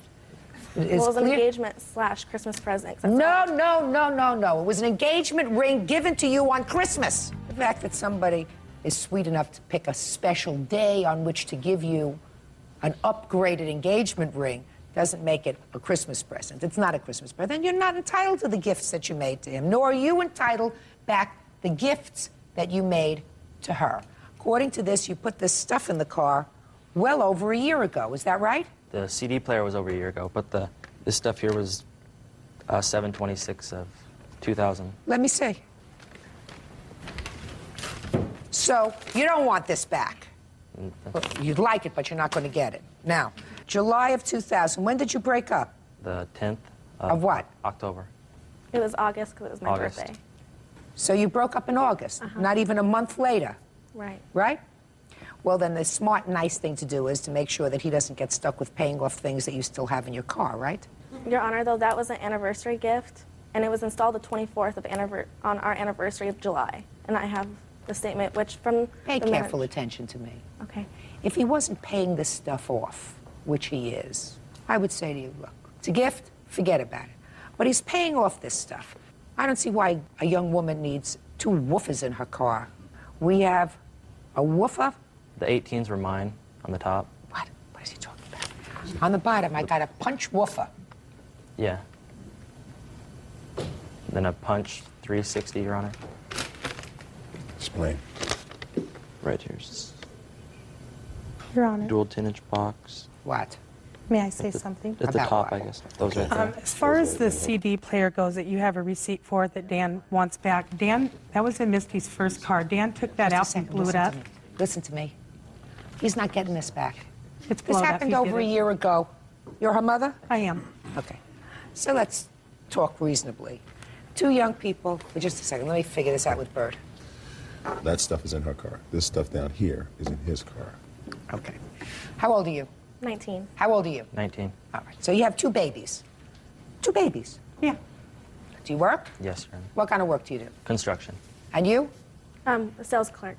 So they have limited amount of money. In order for him to buy that ring, I guarantee you he had to either save up for a long time or go out on credit for a long time. Why you chose to become engaged when you were 18 years old, I don't know. Why you chose to extend yourself financially, either one of you, I don't know, but you did. But at age 19, if they broke up, he's going to get this ring back. Hopefully he'll be able to sell it. But here, the end of July, he installed all this stuff in her car. 2-3 weeks later, they break up. For whatever reason. It seems to me he should not be stuck with a bill that he's paying off. She's not paying off any bills, right? No, but because she paid for the gifts that she bought him on their anniversary, like the $100 she gave him, taking him to dinner and the movies, being that she paid for that and his is on credit, he should be able to keep his and she has to give her gifts back? Are you telling me, madam, that during the course of their relationship he didn't buy her gifts? Oh, he did, yes. Of course, they bought each other gifts. They bought each other gifts. Those gifts were all paid off. Correct. The only thing that's not paid off is this equipment that's in her car that he's paying off. Correct. And he's going to be stuck with paying this off from his job at 19 for a very long time. Stuff that, in my judgment, are not necessaries for your daughter. A couple of woofers and tweeters you don't need. You put in a little radio, that's an AM, FM radio, you turn it on, you listen to music, and you turn it off. When you have limited funds, you don't spend $700, $800 to put equipment in a car. That's stupid, especially when you're saving up to get married, which I assume you were. You want to give him back this equipment? No. Well, you're going to. Court will draft an order that the items purchased on the 24th of July will be returned to the... And, Your Honor, do I get my engagement ring back that he still has? Women do not give men engagement rings, madam. Women do not give men engagement rings. You know that. Could have been a friendship ring, could have been a ring to show your undying devotion, but no man that I know ever got an engagement ring. Now, the only problem that you have, Mr. Hooker, is it's going to cost money to get this stuff removed. I know the guy at the stereo shop. He'll probably remove it for free for me. You think he will? Yes. You will pay the cost of doing that if there is a cost to remove it, because her car should be in the same condition as it was before. You got it? Yes, sir. What? We'd just soon give Danny the monetary money, the money value of it, instead of having it No, taken I think out he of should the have car. it back because he may have to sell it. And what price do you fix on items that are used? I'm ordering her to give back what he purchased. In the condition that it's in now? Yes, I assume that your daughter's not going to do anything to vandalize anything course that's in not. the car. Thank you, that's all. Thank you, Your Honor. Parties are excused. You may step out. I'm just glad that engagement comes before marriage and I had time to realize he was a loser. Won't be getting engaged for a long time. I'm just glad it's over and I can move on with my life. And now the next case. All parties on Bucavalis versus Welch. Step forward, please. 41-year-old customer service rep Lorena Bucavalis and her son, 14-year-old Matthew, are suing Donna and Clifford Welch and their son, 16-year-old Thomas.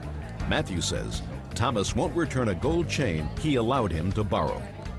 Okay, I'd like the parents to all be seated, please, because the parents weren't there.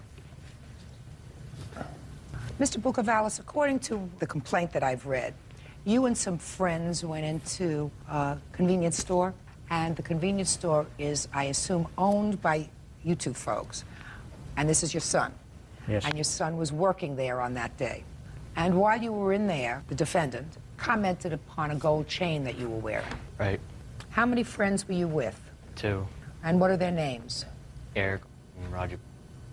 Had you ever been in this store before? Nope. Is it near your home? Nope. And you had never seen this young man before? School, nothing? You didn't know him at all? I know who he is. Yeah, I've seen him in school before. Did you know his name? Yeah. Hmm? Yeah. Let's try yes. Yes sounds a lot better in court, okay? Had you ever exchanged words with him? No. You never said hello, goodbye, nothing, but you knew his face? Yeah. From Yes. school. What happened when you got into the store? Well, we went in because Eric wanted to buy some gum and some soda, and we were talking to him because Eric and Roger are friends with him, and he commented on my necklace. And What? He commented on my necklace, and I asked him if he wanted to buy it because I was looking to sell it. That's not true. Yes? And he said, all right, and I let him hold on to it for a day, and he said to come back the next day to pick it up, and he's going to say whether he wanted to buy it or not. Mm-hmm. We left. Next day we came back, and I asked him about it. He asked how much he want for it, and I said I didn't want to sell it anymore, and he said he lost it. Okay, now I'll hear you. He came in the store, right, and they were looking around and stuff, and they asked me if they could buy cigarettes. And I told them no because I knew how old they were in school and stuff. So they just started threatening me, saying that they were going to come back to me somehow and pay me back for not selling them cigarettes. And that's all you know about anything? Yeah, and then a few days later, they said that I stole his chain and stuff like that. Had you ever had any trouble with him before? No. Where are your two friends, the two friends that were with you? In the store with me. Where well, are they they're not today? here. They couldn't come. Why? Their parents wouldn't let them. By the way, where had you gotten that chain from? St. Thomas. St. Thomas? Yeah, it's in the Virgin Islands. Was it a gift or did you purchase it yourself? Purchased it myself. When you were there on vacation? Yeah. Yes. And how much was it? $300. When you came home that day, did your mother ask you where the chain was? Yeah, and I told her. Would you step up, please? What day was this, by the way? It was June 24th, the day I went in the store and he asked about it. Okay. You're his mom? Yes. Tell me about the day that he allegedly gave this chain to the defendant. Do you recall him coming home that day? Yes. Was there any conversation about the chain? It wasn't that day, it was the next day. We had talked about the chain. He said he was going to the sandwich shack, and I had asked him why, and he had said that he had gone down there the day before with some friends, that Tom had commented on his necklace. Tom was thinking of buying it. Matthew had allowed Tom to have it for a day, and Matthew was going back the next day on Sunday to get the necklace back from Tom. So it was only after he said he was going back to the sandwich shop and you asked him why that he told you about this arrangement he made with the defendant? Yes. Your Honor, I was there the day that the Matt and three of his friends came into the store.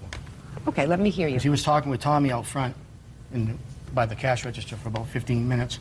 When they first came in, I went out, and he said that they didn't want sandwiches. So I went, back to my regular business. About 15 minutes, they're still out there. I walked around, and they decided to leave. And that's when I asked Tommy about it, and Tommy said that they wanted to buy cigarettes. And he said he hadn't sold it to them. And I said, well, I was glad about that. How large is this store, sir? Not very big. It's, I don't know exactly, but... So it's not a very big store. So if there were any loud arguing... It's like listen to me. If there were any loud arguing between these boys, you would have heard it, right? Right, I heard them talking, but I thought... You heard them talking, but there was no arguing. If one of them wanted to buy cigarettes, and if, as your son said, they were very angry and they threatened him that they were going to get even with him, you would have heard that kind of loud talking, right? Right. Okay. I can think of no reason and no explanation has been given to me to satisfactorily convince me that the plaintiff is making up this story. He confirmed to his mother the very next day, same story that he's telling me today. He said he was going back to the sandwich shop to pick up his chain. He was told by your son that he lost it. Is that right? Yeah.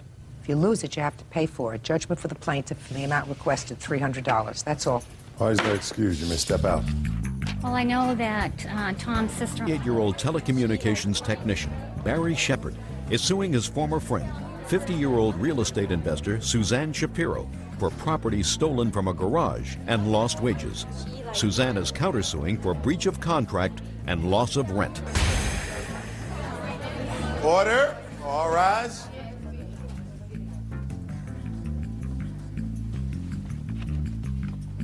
Now, this is case number 549 on the calendar in the matter of Shepard versus Shapiro. Parties have been sworn in, Judge. You may be seated. Mr. Shepard, you've known the defendant for approximately 10 years, Yes. according to the papers that I read. Where do you live? I live in Agoura Hills, California. In California. And you were living someplace else. Where were you living? Yes, in Wellesley, Massachusetts. According to your complaint, you wanted to come back to California. You contacted the defendant and agreed to rent a house that she had. Yes, we talked about that, and against my better judgment, I agreed to do it. I know how money between friends can cause problems, and... We didn't get there yet. Yes, okay, excuse me. You agreed to rent a house that she had. Yes. And the house already had a tenant in it, but she was going to serve that tenant with an eviction notice, and you were going to come down and rent that house. Yes. You did, in fact, travel from Massachusetts to California. The tenant didn't move out on the exact date the tenant was supposed to move out. You had your stuff delivered to California. And according to you, the defendant agreed to allow you to store your property in another rental property she had. And you did. You stored your stuff there. Yes. For a few days. About 13 days, to be exact. According to you, then you changed your mind about renting the property after she had already evicted the other tenant. Yes. You didn't want it for some reason. And when you went to get your stuff, you found some property missing. Exactly. Well, I called her on the phone when on the Not there 23rd. yet. Oh, excuse me? I have to finish my sentence because I'm very organized. Okay. Your lawsuit is about the value or the return of the property that was missing from the stored area where she allowed you to store your property. She is counterclaiming because she says that because of your precipitous actions, she lost a lot of money. She evicted another tenant, and you changed your mind at the last minute, and therefore she's out rent, right? Correct. Now, when you came to California, she told you you could store your stuff someplace. Where? At a house that they owned, because the people were supposed to be out on the 5th, and they weren't out until the 12th, and my stuff arrived on the 10th. I planned this out to work, and also... Just a minute, I didn't ask. That's what I said. The people didn't get out in time. Yes, You stored your stuff. so they offered that. Where did you put it? In the garage or in the house? In the garage, it was locked. Did you have the key to the garage? Yes, they gave me a key to the garage. And when you went back to the garage to take your property, did you have to use your key to enter the garage? Well, they had changed the lock on the one side. There were two locks on the door. One side had a lock on it, and the other side, they didn't have the key for the lock, so you had to undo the screws on the hasp to open it up. And that's how her boyfriend had told me how to get in that door. So you didn't need the key to get in? No, you did not. So you knew when you put your stuff in that storage area that there was a way to get into that garage without a key? Well, there's always a way to break into any place. Yes, what? Yes. No, yes. you knew Yes. that when you put your stuff in that garage, somebody could get in there if they wanted to. Yes, that's always a possibility. But they assured me that it was a safe neighborhood. Okay, so what did you find when you went to retrieve your property? I rented a truck and I went over to the address and I was taking my stuff out and I said, they took some of my stuff. And I was looking and noticed that property was missing, and I have a list of the property that's missing. And later I sent her a letter of the property that was missing, and I found one other piece of equipment that was missing since I sent her the letter. Did she acknowledge that she had taken your property? She did in the beginning. When I called her on the phone, she called me a lot of dirty names, this foul language she used to me, and she said, well, you're not going to get any of your stuff until you pay us a month's rent because you owe us something.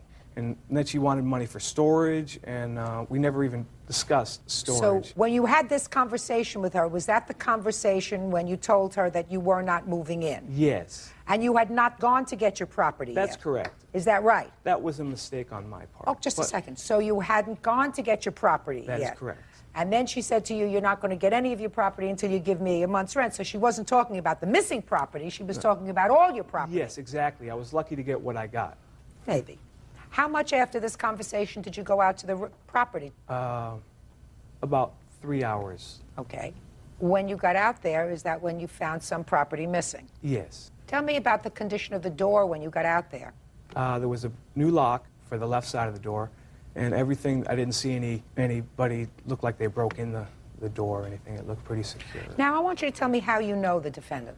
She is the mother-in-law of a friend of mine that I've known for about 15 years. Person that you've been friendly with? Yes, we spent holidays together, and I'm the godfather to her grandchild, and you know, there's a lot of the kind of person that you think. And I assumed that we had a good relationship, and since then I've heard that she said that she always knew that I was a jerk and whatnot. And well, you know, you really left her in a lurch. well, she did want to get these people out of the house. I got my name in the electric for a couple of days. And I told them that I was canceling it. They sent me a bill for $900. I opened up the bill, it was $900. And I'm not talking about that. They didn't have to pay a bill that's somebody else's bill. But they were delinquent. The people in there, she wanted to get out of there anyway. She had told a friend that... Don't tell me what she told anybody else. But she had told me, too, that she had wanted the tenants out for a while, that they were delinquent on their rent, that they could not afford to pay the rent. But you might not have done it at that moment unless you said that you were going to rent it, right? That is correct, yes. Okay, so you understand why she was angry. Yes. Now, where did you go? Instead of moving into her house, where did you go? I'm staying with her son-in-law. And when did you make those arrangements? Well, I spoke to him before I came out here, and I said, I'll need to stay is it okay if I stay with you for a couple of days before I move in to this place? I arrived on the 5th of January, and I assumed it was just going to be till the 9th, early the next week I was going to move in. Oh, you're just talking about a couple of days. So you moved in with her son-in-law, and you found out that you liked it? I believe he kind of wanted me to stay there because I was doing some work for him as well. Are you paying rent there? No. So you're living someplace now rent-free? But I'm doing work there, so it's not. Nothing is free. But you're not paying any rent? That's correct. Mrs. Shapiro. I have a question for you. First question is, did you take any of his property to hold as collateral for him paying any rent? No, I did not. So you don't know about any missing property? No, I do not. Is there anyone else in your house that might have taken the property? I don't know. I am not aware of any. Who else lives in your home? I have 2 teenage daughters, a granddaughter, and my boyfriend.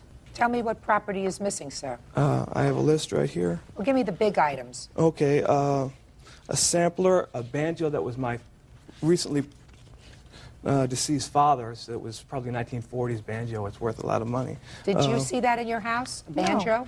I don't even know what I'm supposed to, have taken. I have no idea. Yes, she does. tell me Jazz she bass, does. a banjo, a sampler, a bass amp, an Ovation guitar that was my friend's that I was bringing out here to return. They took that, and she came over to the house and returned it because she's trying to get him mad at me saying that I stole it. Just a second. Did you have his guitar at any point? Yes. How did you get it? My boyfriend brought from the property an Ovation guitar that my daughter, who's married to my son-in-law, who is a celebrity musician, and they had reported it stolen on their last move because they could not find it. It had been missing for 3 years. I guess my boyfriend had called Rick, my son-in-law, and he said, well, I have it here, and so I returned it. How did you get it? He put it in storage. I don't know how. How did your boyfriend get it? Well, he manages my properties. So your boyfriend had access and went into this property. So you may not have been to the property, but it's very possible and probable that your boyfriend did go into the storage unit. Oh, yes, we have tools there. And take a guitar that he had put in there and brought it back to your house. Yes. Okay. And where is that guitar? It's with Rick James, my son-in-law. So you have it back. Yes, that's back. Was there any other property that your boyfriend brought home? No, not at all. Well, Mr. Shepard, you may be suing the wrong person, sir, because you don't have any proof that the defendant personally went to your property. She is under no obligation with regard to that property.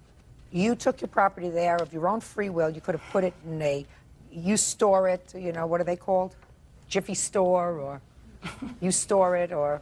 Yeah. But you understand, storage units.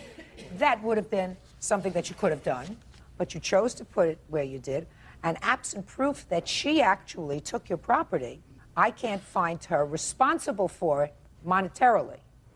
If the boyfriend took it, it's another story. But even if he did it under actions for her...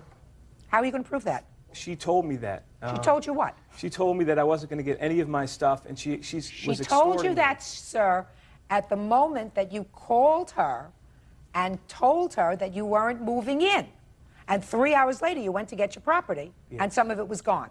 Yes. You cannot establish that anyone was acting as her agent in taking your property. What do I have to do to establish that he was working as an agent? Well, she's not going to admit it. I have a letter here. I had a witness, but she became ill this morning. I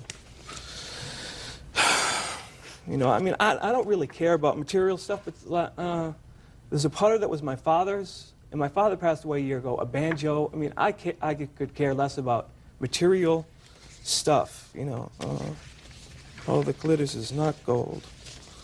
Let me get this letter. What does he want to show me? This is a letter from I don't take letters. Okay. Excuse me. Letters are hearsay. Can't examine a letter. I can't ask questions of a letter. If the boyfriend, who you have evidence, went into your property and actually took a piece of property that was left there, you may have a case against him. But you're not going to be able to prove agency with regard to her. Agency says he was acting on her behalf. You may speculate with regard to that, but I don't think you're going to be able to prove it. Now, let's get to your counterclaim. All right. You lease property? I have a rental property, and I have one house for sale. Okay, so you have a rental property, and you know when you have a rental property, what you're supposed to do is you're supposed to get a lease signed. Correct. And that no obligation to pay rent is made until the lease is signed, until you have a contract. Well, I do have an application that he signed. I'm not talking about an application. Okay. I'm talking about a lease, which is a contract. Correct. You know that. You don't have a contract with him. No. So I do not have. I have a application to rent and a rental deposit. I did not take the deposit because he was in Massachusetts at the time. He was on his way out. He had 3 cable installation jobs waiting for him, he said, because otherwise I wouldn't have said, okay, I'll get these people out, because I did not want a house for sale and an empty rental. I absolutely understand, Mr. Shapiro. I have it signed on December 22nd. We had discussed this over and over from probably around beginning or mid-November. And I said, this is a big house. He said, yes, I can't find anything on the internet for the same amount that will take a dog and a cat.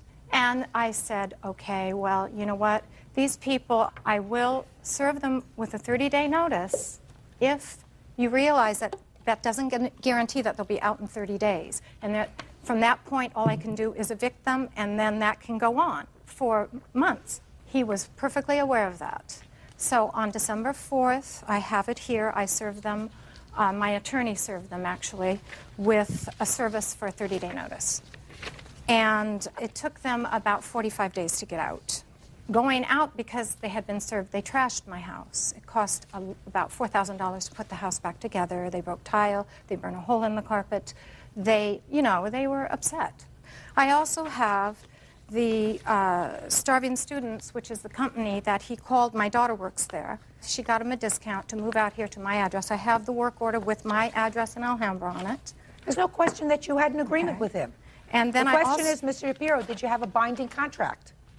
No, I did not have well, it if you signed. don't have a binding contract, which would be a lease signed by the two of you. Well, I don't. Shh, I'm speaking. That contains all the terms and conditions of your lease. We discussed it on the phone, and unfortunately, he's a friend. My father said, never trust a friend. I should have known that. But he assured me the day that I had them served, he swore on his mother's life that he would take the property. Ms. Shapiro, you say you had a lawyer do some work for you? Well, I have yes, real estate attorney. At some point, did you speak to the real estate attorney and ask the real estate attorney whether you had a case with regard to suing the plaintiff for damages for not taking this property? I did speak to a friend of mine who's a California arbitrator who said that in the state of California, a verbal agreement is binding, and that since he had put the utilities in his name, that it did show intent. Oh, I believe he had an intent to move into your property at the time he moved out there.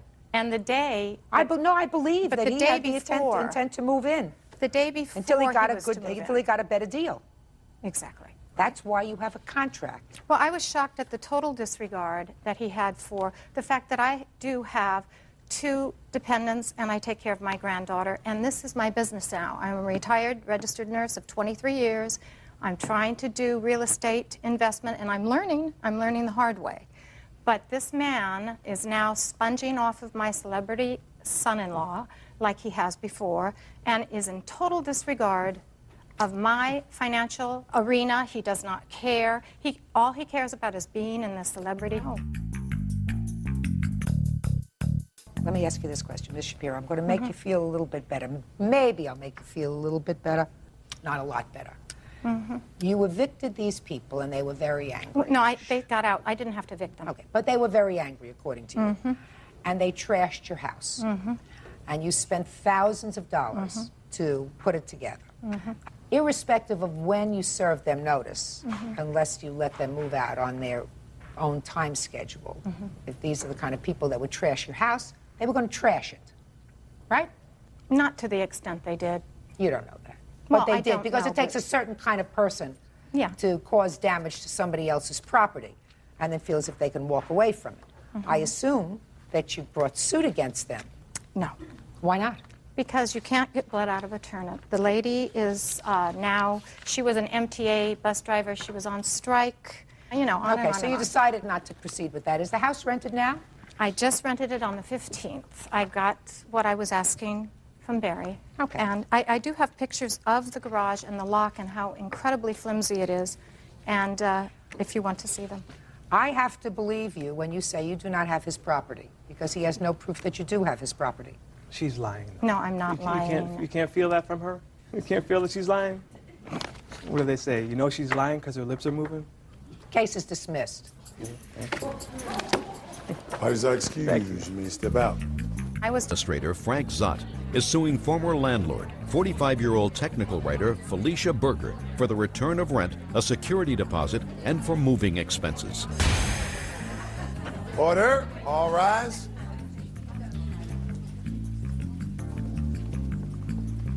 Yeah, this is case number 304 on the calendar in the matter of Zott versus Berger. Parties have been sworn in, Judge. You may be seated. Folks, have seats.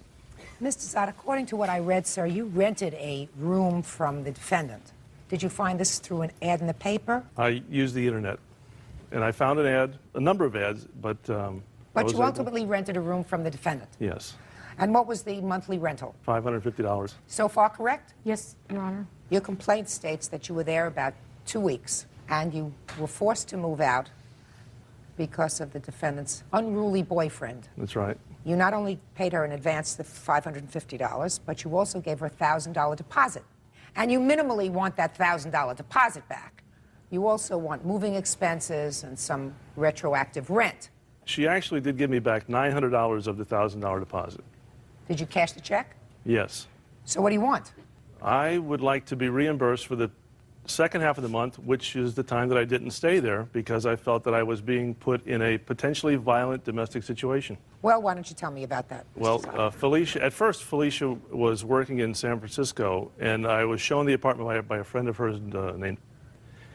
And Felicia came back for the weekend. That's when I first met her and gave her the cash money for the first month's rent plus a $1,000 security deposit. And the next day, when she was going to fly back to California, that's when she told me, oh, incidentally, I have a boyfriend who has been causing me a lot of trouble in the past, and sometimes he gets drunk and bangs on the doors and windows, and if he comes around, make sure you don't let him in. And I had already paid her for the month's rent, and I really had to start work the following Monday, and I was in no position to try to find another place to stay because I had just moved. And then Felicia left. After about 10 days, she got homesick and came back to her house in Palm Beach Gardens. The second day that she was back, at 1 a.m. in the morning, I'm sleeping in my bedroom, and somebody is banging on the side door of the house and making a big commotion out there. That's the first time it had happened? Yes. Okay. So I didn't say anything to Felicia about it the next morning, but I immediately made up my mind. You know, what she told me about this guy is absolutely true, and I didn't want to be there if it happened again. I immediately went on the internet again trying to find another place to rent, and I decided that I would move into another room. And the second incident happened the day after the banging on the door incident. I was sitting in the living room watching TV, and the side doorbell rang. Felicia went to answer the door, and I could hear the conversation, but I couldn't see who was involved. Somebody is asking Felicia, whose bicycle is that over there? Because he saw my bike. I had a bicycle. And she's being evasive and not telling him, oh, that belongs to a guy I'm renting a room to. She's saying, oh, that belongs to some guy. And he says, who? What do you mean, some guy? And, oh, what does it matter? It just belongs to a guy. And I'm wondering, why isn't she telling him that this belongs to a guy who's just renting a room? So she lets him in the house, and he comes walking into the living room, and I feel like I have to diffuse this situation. I get up and introduce myself. I say, hi, my name is Frank. I'm renting a room from Sheila here. Her boyfriend gets an agitated look on his face and takes her into one of the other bedrooms, and they have a heated conversation in there, and he leaves in a huff, once again confirming to me that, you know, there's some potential friction here that I want to get away from. And so the day after that, I think, is when I actually left Felicia a note explaining to her why I left and asking for the second half of my monthly rental back. Okay. I'll hear you. I rented a room while I was working in Silicon Valley, California. I'm a consultant, and I do have to travel frequently. Frank moved in and did give me the $550 for the month's rent, as well as a $1,000 security deposit. It was my home, and I had a lot of personal possessions there, and he offered to give me the $1,000 to show good faith. I went back out to California to work. When I returned... Did you have a conversation with him before you went to California? And did you, in fact, tell him that you had a boyfriend who sometimes gets a little out of hand? Your Honor, I do not recall that conversation. Well, if you don't recall it, then I have to believe that what Mr. Zott says is true. I told him not to let anyone into the house. Now you remember. You just said you didn't remember. I said I don't recall the specifics of... Okay, well, he recalls the specifics, and I have to rely on his version. The house... Did you tell him about not letting anybody into the house before or after you accepted his $1,550? It was the time I was leaving for California, after I accepted the money. Okay. Did you ever have a restraining order against this boyfriend of yours? No. Had you ever applied for a restraining order against this boyfriend of yours? I did at one time, yes, and I withdrew it. When? It was I've got it right probably here. a year before Oh, you do? Yes, May Your I Honor. see it? How'd you get a hold of that? I went to the courthouse thinking that I might have to prove something like this. You're so smart. You're so smart, sir.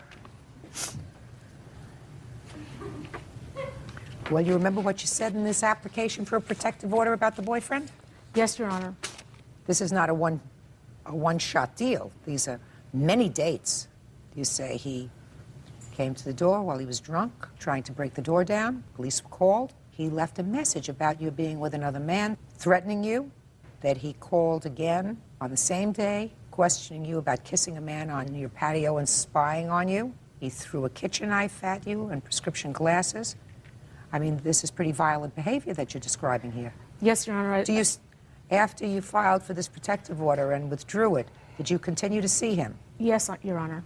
Well, didn't you feel, Miss Berger, that you had an obligation to tell someone to whom you were renting a room that this potentially hazardous situation might be difficult? Your Honor, seeing as I was 3,000 miles away in California, I felt that the boyfriend would not be anywhere around the house.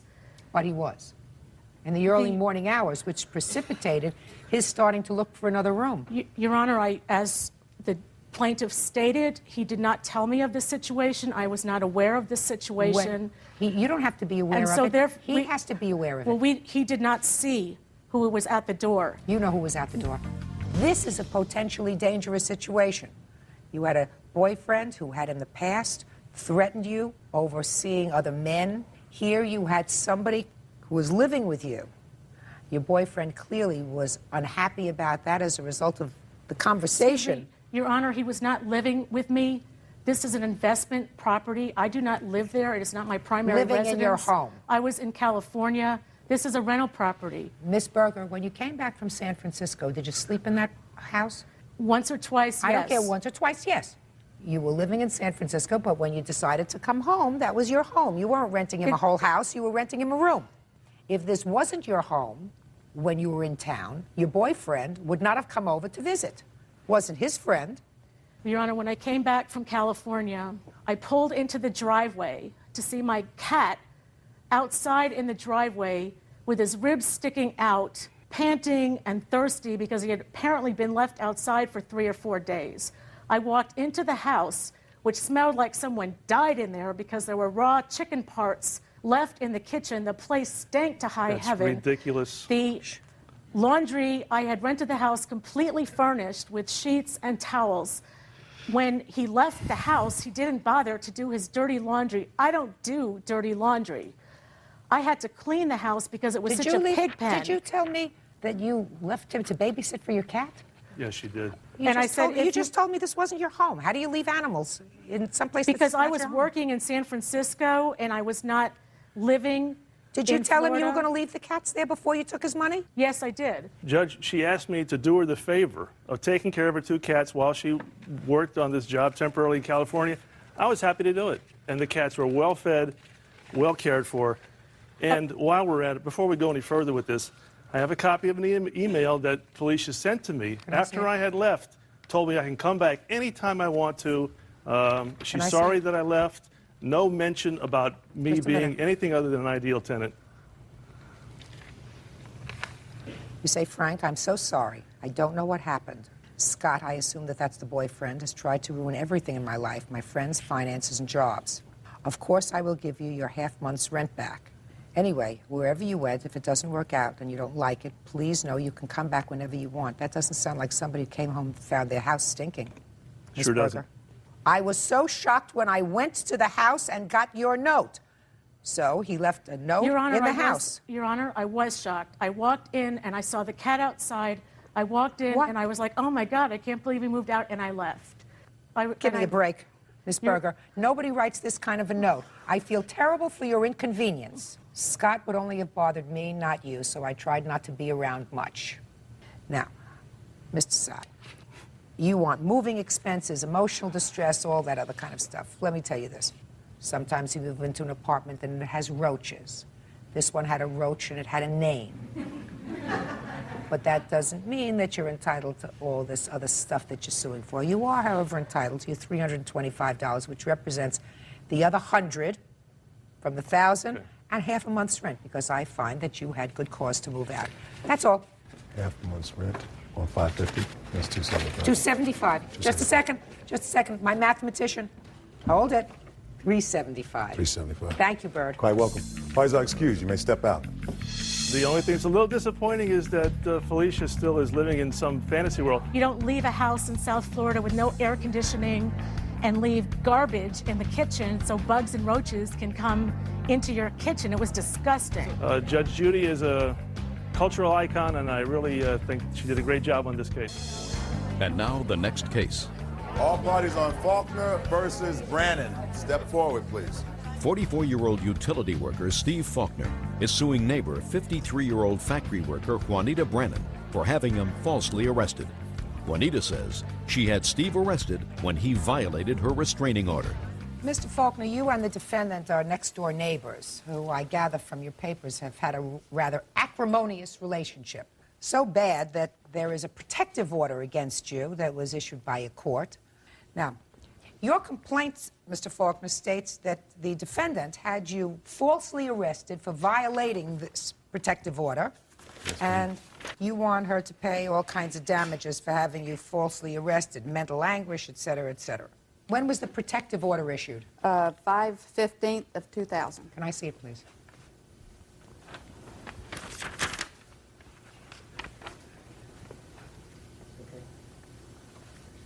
What caused you to have him arrested, and when? On June 2nd of 2000, Your Honor, I had came home from work about 3:30 when Mr. Faulkner came. Shh, just a second. When Mr. Faulkner come home from work, he did not stop his truck, but he pulled up close and he said, "This beer's for you." About 6:30 that night, he was still drinking, wandering around out in his yard with the camcorder. He come across the road, the easement, had a camcorder like this and a beer and this, and he said, "Again, this beer's for you. I'm going to take some pictures," and the sign's going. What sign? Oh, we have an RV sign that's on our property. Here's some of the pictures. I've got a whole bunch of them, but there's a few of them. And so he was taking pictures of a sign. This is from originally case, but he was taking pictures of that sign because he's going to knock it down again. What sign were you photographing, sir? The RV park sign that they put in my driveway the day of the accident. Is this the sign? No, ma'am, that's the old sign. I'm not interested in these pictures. I want to see the sign that he was photographing. You have a picture of it? Yes, ma'am. I got a VCR picture of it, recording of it. I want to see that. So would you put that in, Bert, please? And there's no question, Mr. Faulkner, that you were, in fact, videotaping this sign. Yes, ma'am. All right. But I do not even drink, Your Honor. That's the sign that you were videotaping? Yes, ma'am, that she stuck in my driveway for 30 years, that we used for 30 years. That is not his property. But do they have an easement to get onto their property? Their easement is in the back of the RV park. So he's videotaping the sign. Did you call the police? I asked him to leave, and he turned around, and that's when he said, "Again, this beer's for you." Where was he videotaping the sign from? He was on the other side in the RV park, about 15 foot from me, and I'm scared of him, Your Honor.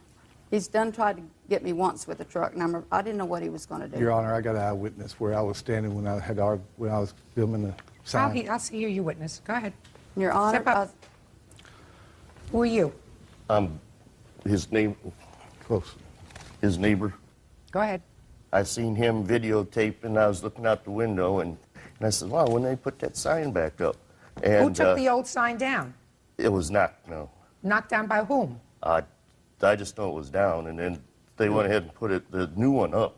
Who knocked it down? I did, Your Honor. Why'd you do that for? To get out of my driveway. What did you knock it down with? My pickup truck.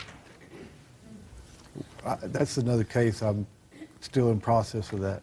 Mm-hmm. Where was he when he was videotaping? Right on the edge of the driveway going in, their road going in, on the pavement, right next to the sign. Staying on my property at all times. I did not step near her property or on her property or say a word to her, and I sure didn't have a beer in my hand. I've looked at these pictures, and it seems to me if you put up this sign in such a way that makes it very difficult for them to get into their property when you could just as easily move it over 5 feet.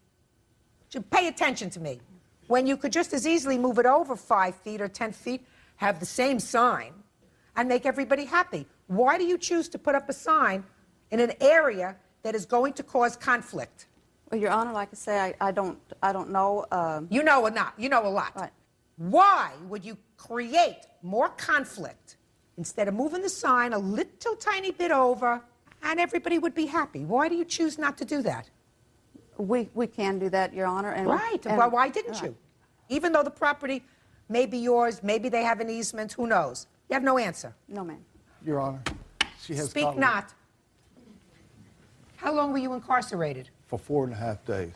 After 4.5 days, I never appeared in front of the judge, so they threw it all out. Okay. You have papers on that? I've got the police report and that. Do you have the dismissal order or whatever you got after this last arrest? Yes, ma'am, right here. Can I see it, please?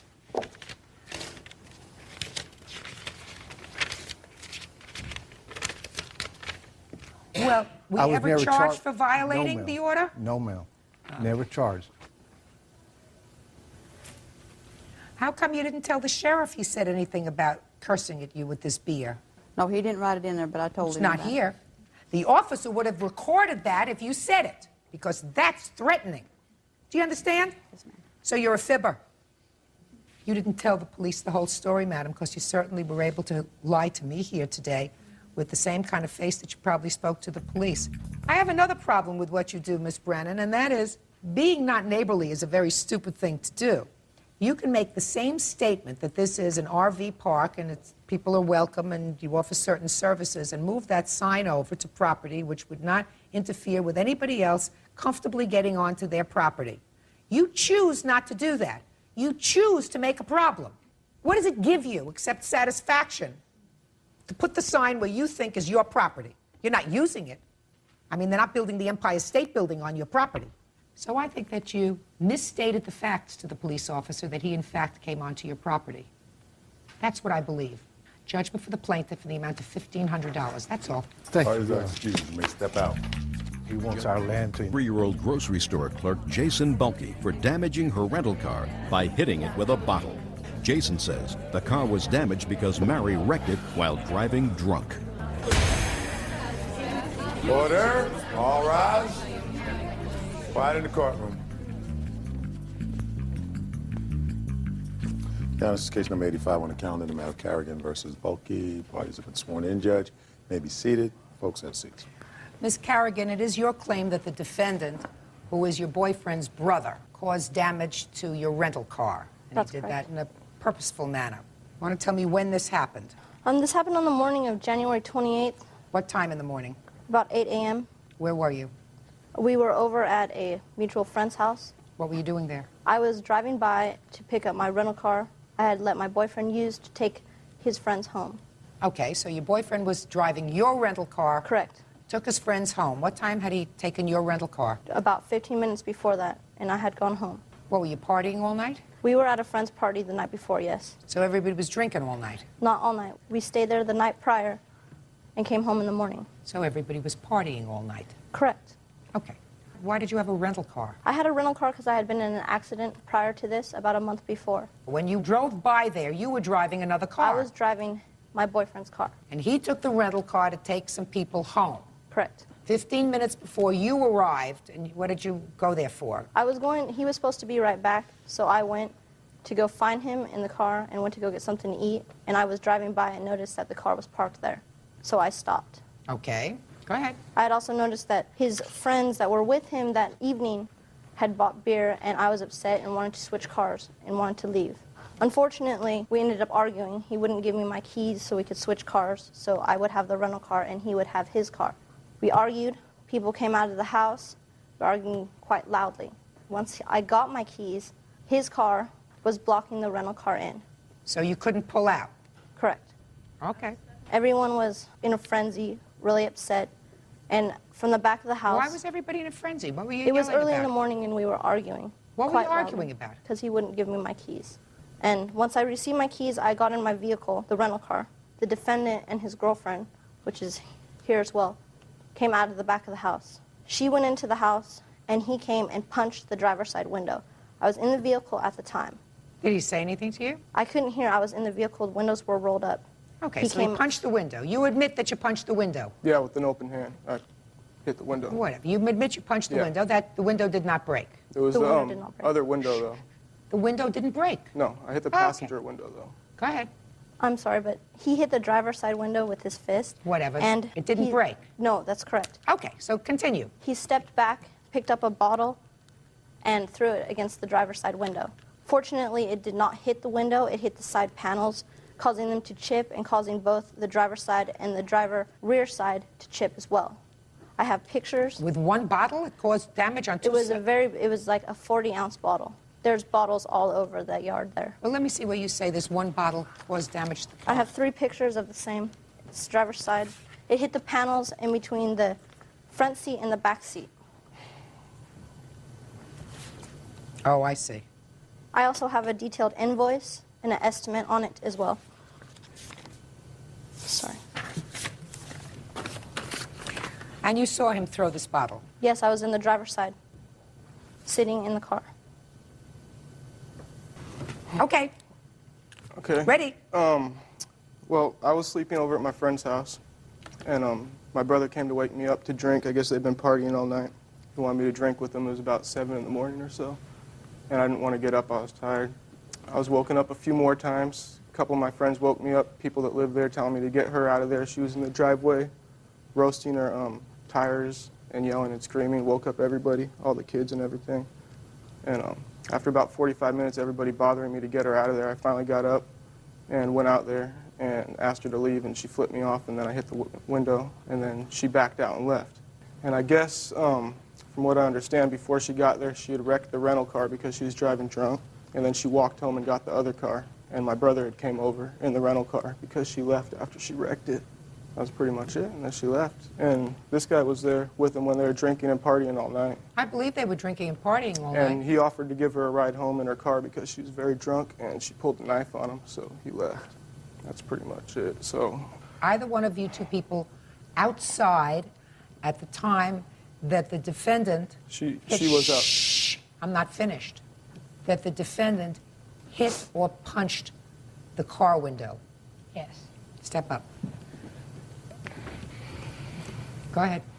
When I was there, I went inside after when he Look went at out me. to try. Look at me. Don't look over there. To try and get her to leave, and I heard yelling outside, so I went outside again, and that's when I seen him go up to the car and I guess ask her to leave, and then I seen him hit the right side passenger front seat window with his palm. And then what did you see? And then I seen her exit. Exit where? She left. What time had all the people arrived from the party at your house? Well, it was a friend's house, maybe around 6:45, I think it was, because I was supposed to get up and leave at 8, and I remember everybody just coming in.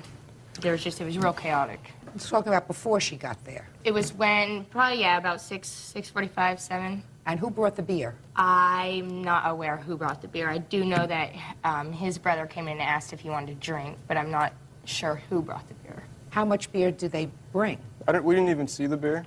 I didn't ask you what you saw. Sorry. Yeah, We don't know. that is correct. I did not see any beer. They just asked if he wanted to go drink, and he declined. His brother left. So you didn't see any beer? No beer around? No, I did not see. When they were waking me up, they had beer. I didn't see how much beer there was. They had beer in their hands. Yeah. But other than that, I didn't did not see see a boxes of beer 12-pack or or anything like that. Yeah, I did not see any other beer. Did you see any beer bottles? I think there was 1 or 2 in the recycling bin that had been there, but I mean, nothing. There wasn't bottles strewn all over the driveway or anything like that. Is his brother still your boyfriend? Yes, he is.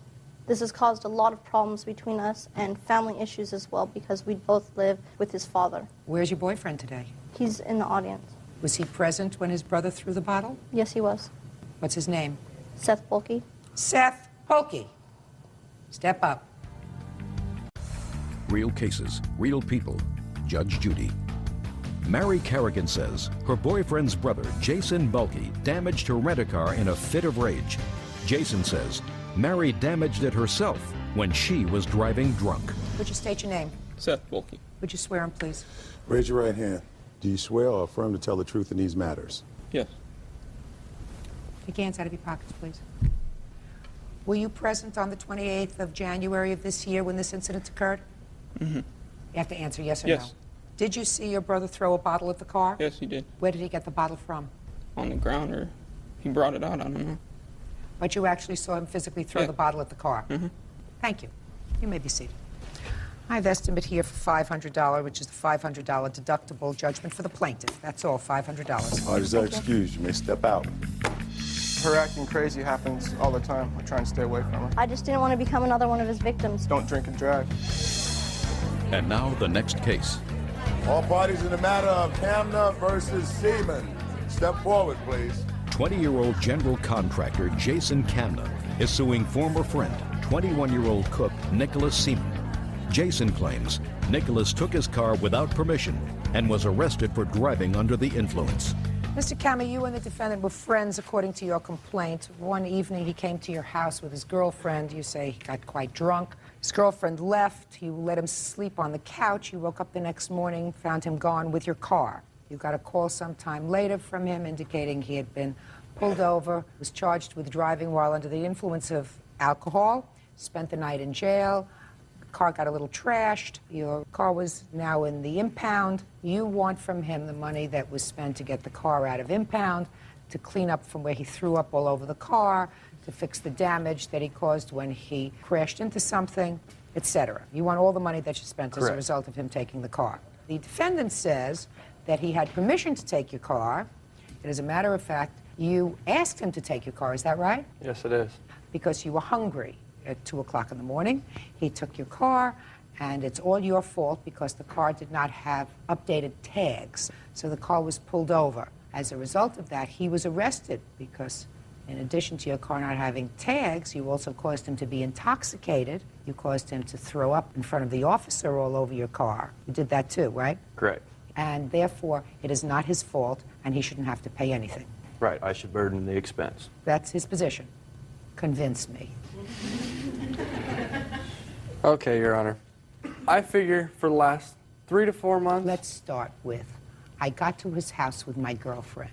All right, well, I got to his house probably around 10:30, and I probably had, over the whole night, probably about 6 beers. After the 5th one, who remembers? Yes, go ahead. I still knew perfectly clear what I was doing.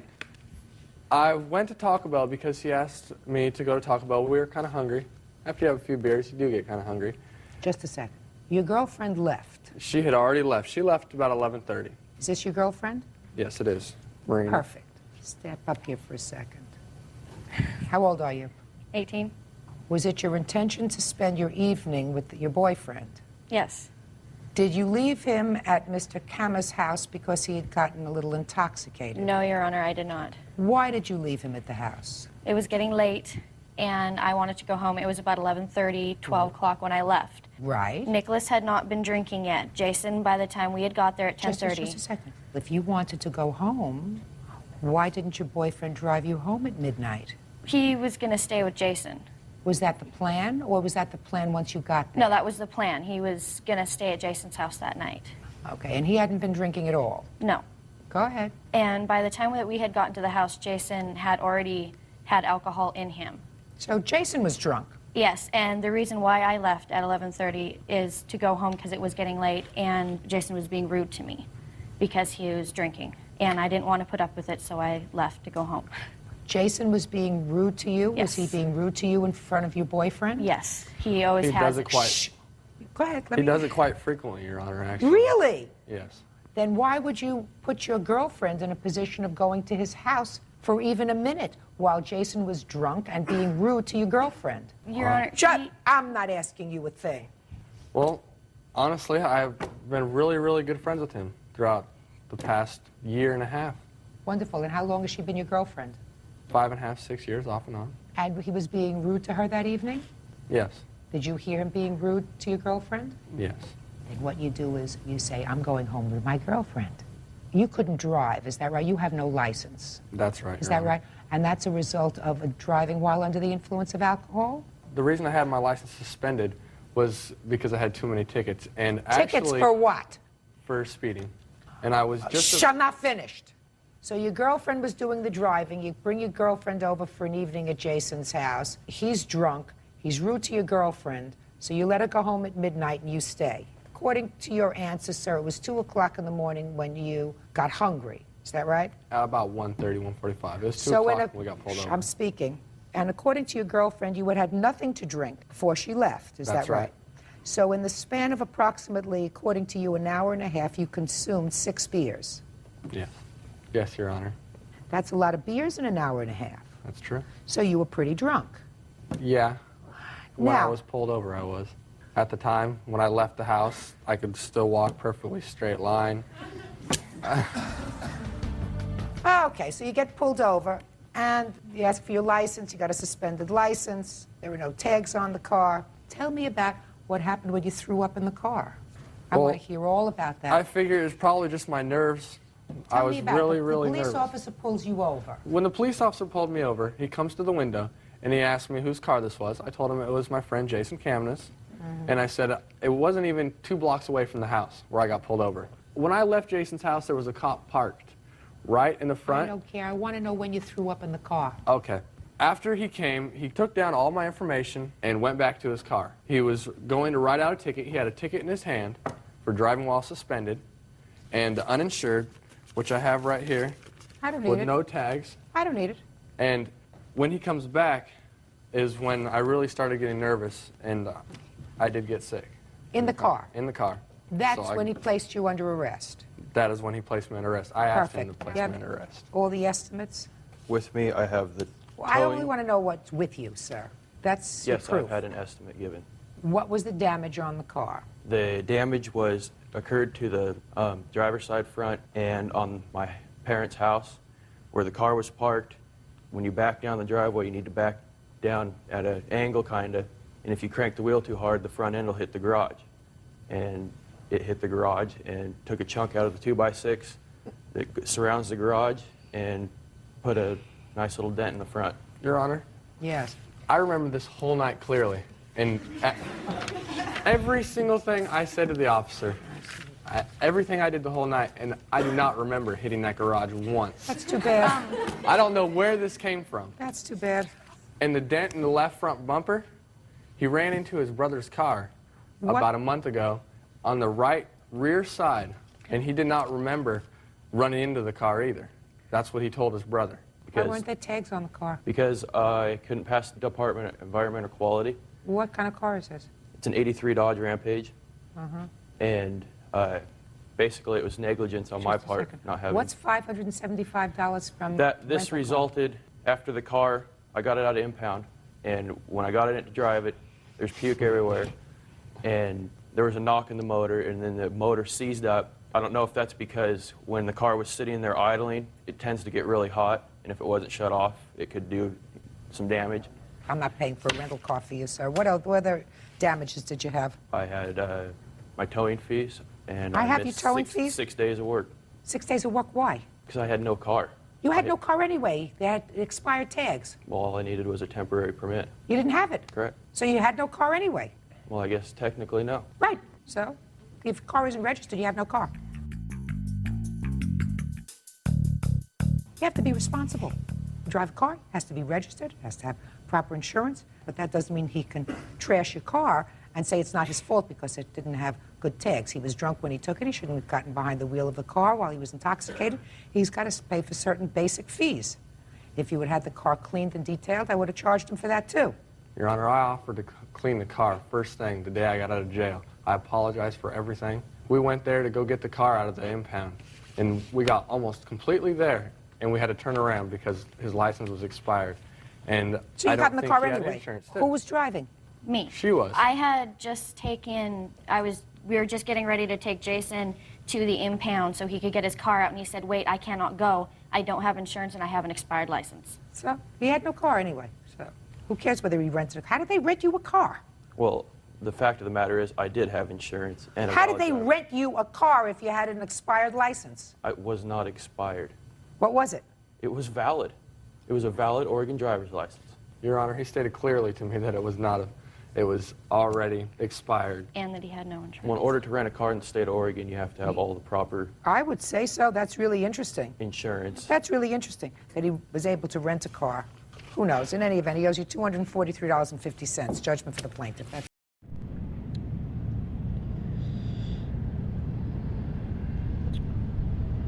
Welcome करते हैं जी आप सबको एक नए match के अंदर। और यहाँ पर जो मैच है वो स्टार्ट हो चुका है, ऑस्ट्रेलिया और पाकिस्तान का टॉस का वक्त है।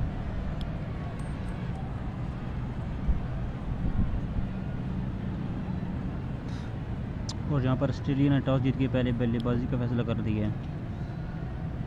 दोनों तरफ के प्लेयर्स जो हैं वो काफ़ी अच्छे प्लेयर्स खिलाए गए हैं।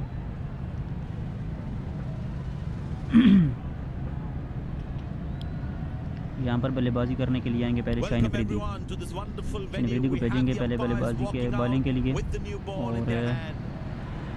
दोनों टीमें जो हैं वो तैयार हैं।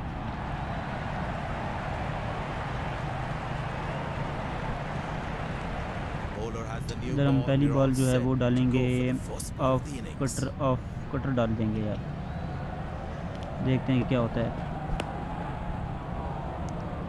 और ये काफ़ी अच्छे तरीके से बीट की है टेविस हेड की जानिब से। दूसरी बॉल हम इन स्विंग डाल देते हैं।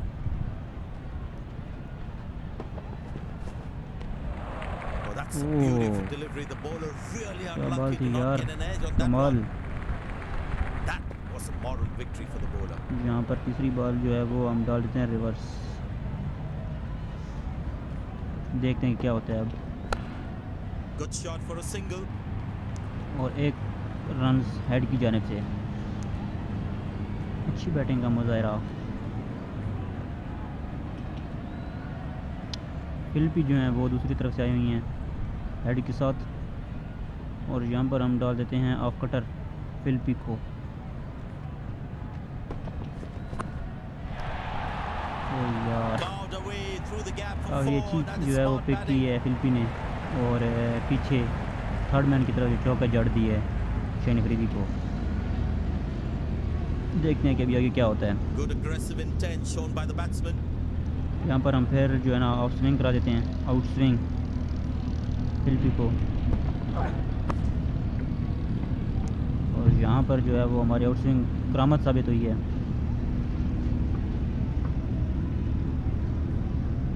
यहाँ पर हम बिल्कुल स्ट्रेट बॉल जो कराएंगे, शायद विकेट मिल जाए हमें यहाँ पर। और यहाँ पर फिर इसने चौका जड़ दी है, अच्छी बैटिंग का मुजाहरा। और इसी तरह एक ओवर जो है वो हमारा मुकम्मल हो चुका है।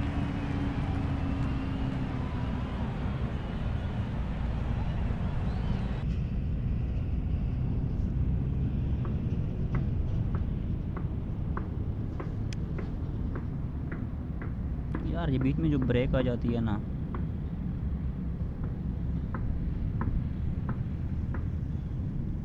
ये बहुत तंग करती है।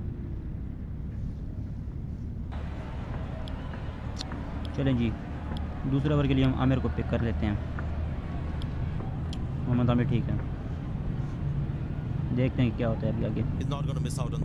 पहली बॉल जो है वो हम कराएंगे आउट स्विंग, शायद हमें इस बार विकेट मिल जाए। ओ यार, पहली बॉल पे आते साथ ही इसने वैन जड़ दी है छक्का हेड की जानिब से। चलें देखते हैं क्या होता है अगली बॉल में। अगली बॉल जो है वो हम इसको स्लो वन डाल देते हैं, देखते हैं क्या था इसमें। ओ यार, चौका, अगली बॉल फिर चौका मार दिया यार इसने तो। अच्छी बैटिंग का मुजाहरा हेड की जानिब से, नाइस। देखते हैं तीसरी बॉल में क्या होता है। आउट स्विंग डालते हैं हम इसको।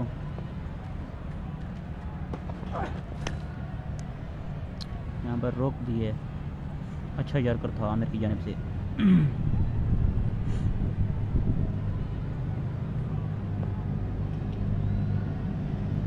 रिवर्स डाल देते हैं हम इधर भी।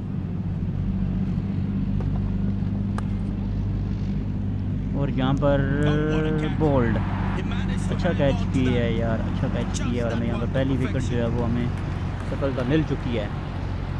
पहली विकेट हमें हासिल हो चुकी है। यहाँ पर अच्छी बॉलिंग का मुजाहरा मोहम्मद आमिर की जानिब से। My God, this looked impossible until it took it. Incredible effort by the fielder. मेडिकोट ये कौन आ गया यार? The bowler चलें, जो must भी try है। and keep this new batsman on 4 strike balls and हो create चुकी pressure. हैं और अब कटर मार देते हैं हम यहाँ पर, देखते हैं क्या होता है। और यार यहाँ पर पहले बॉल पे आते साथ ही चौका मार दिया इसने तो। शिट।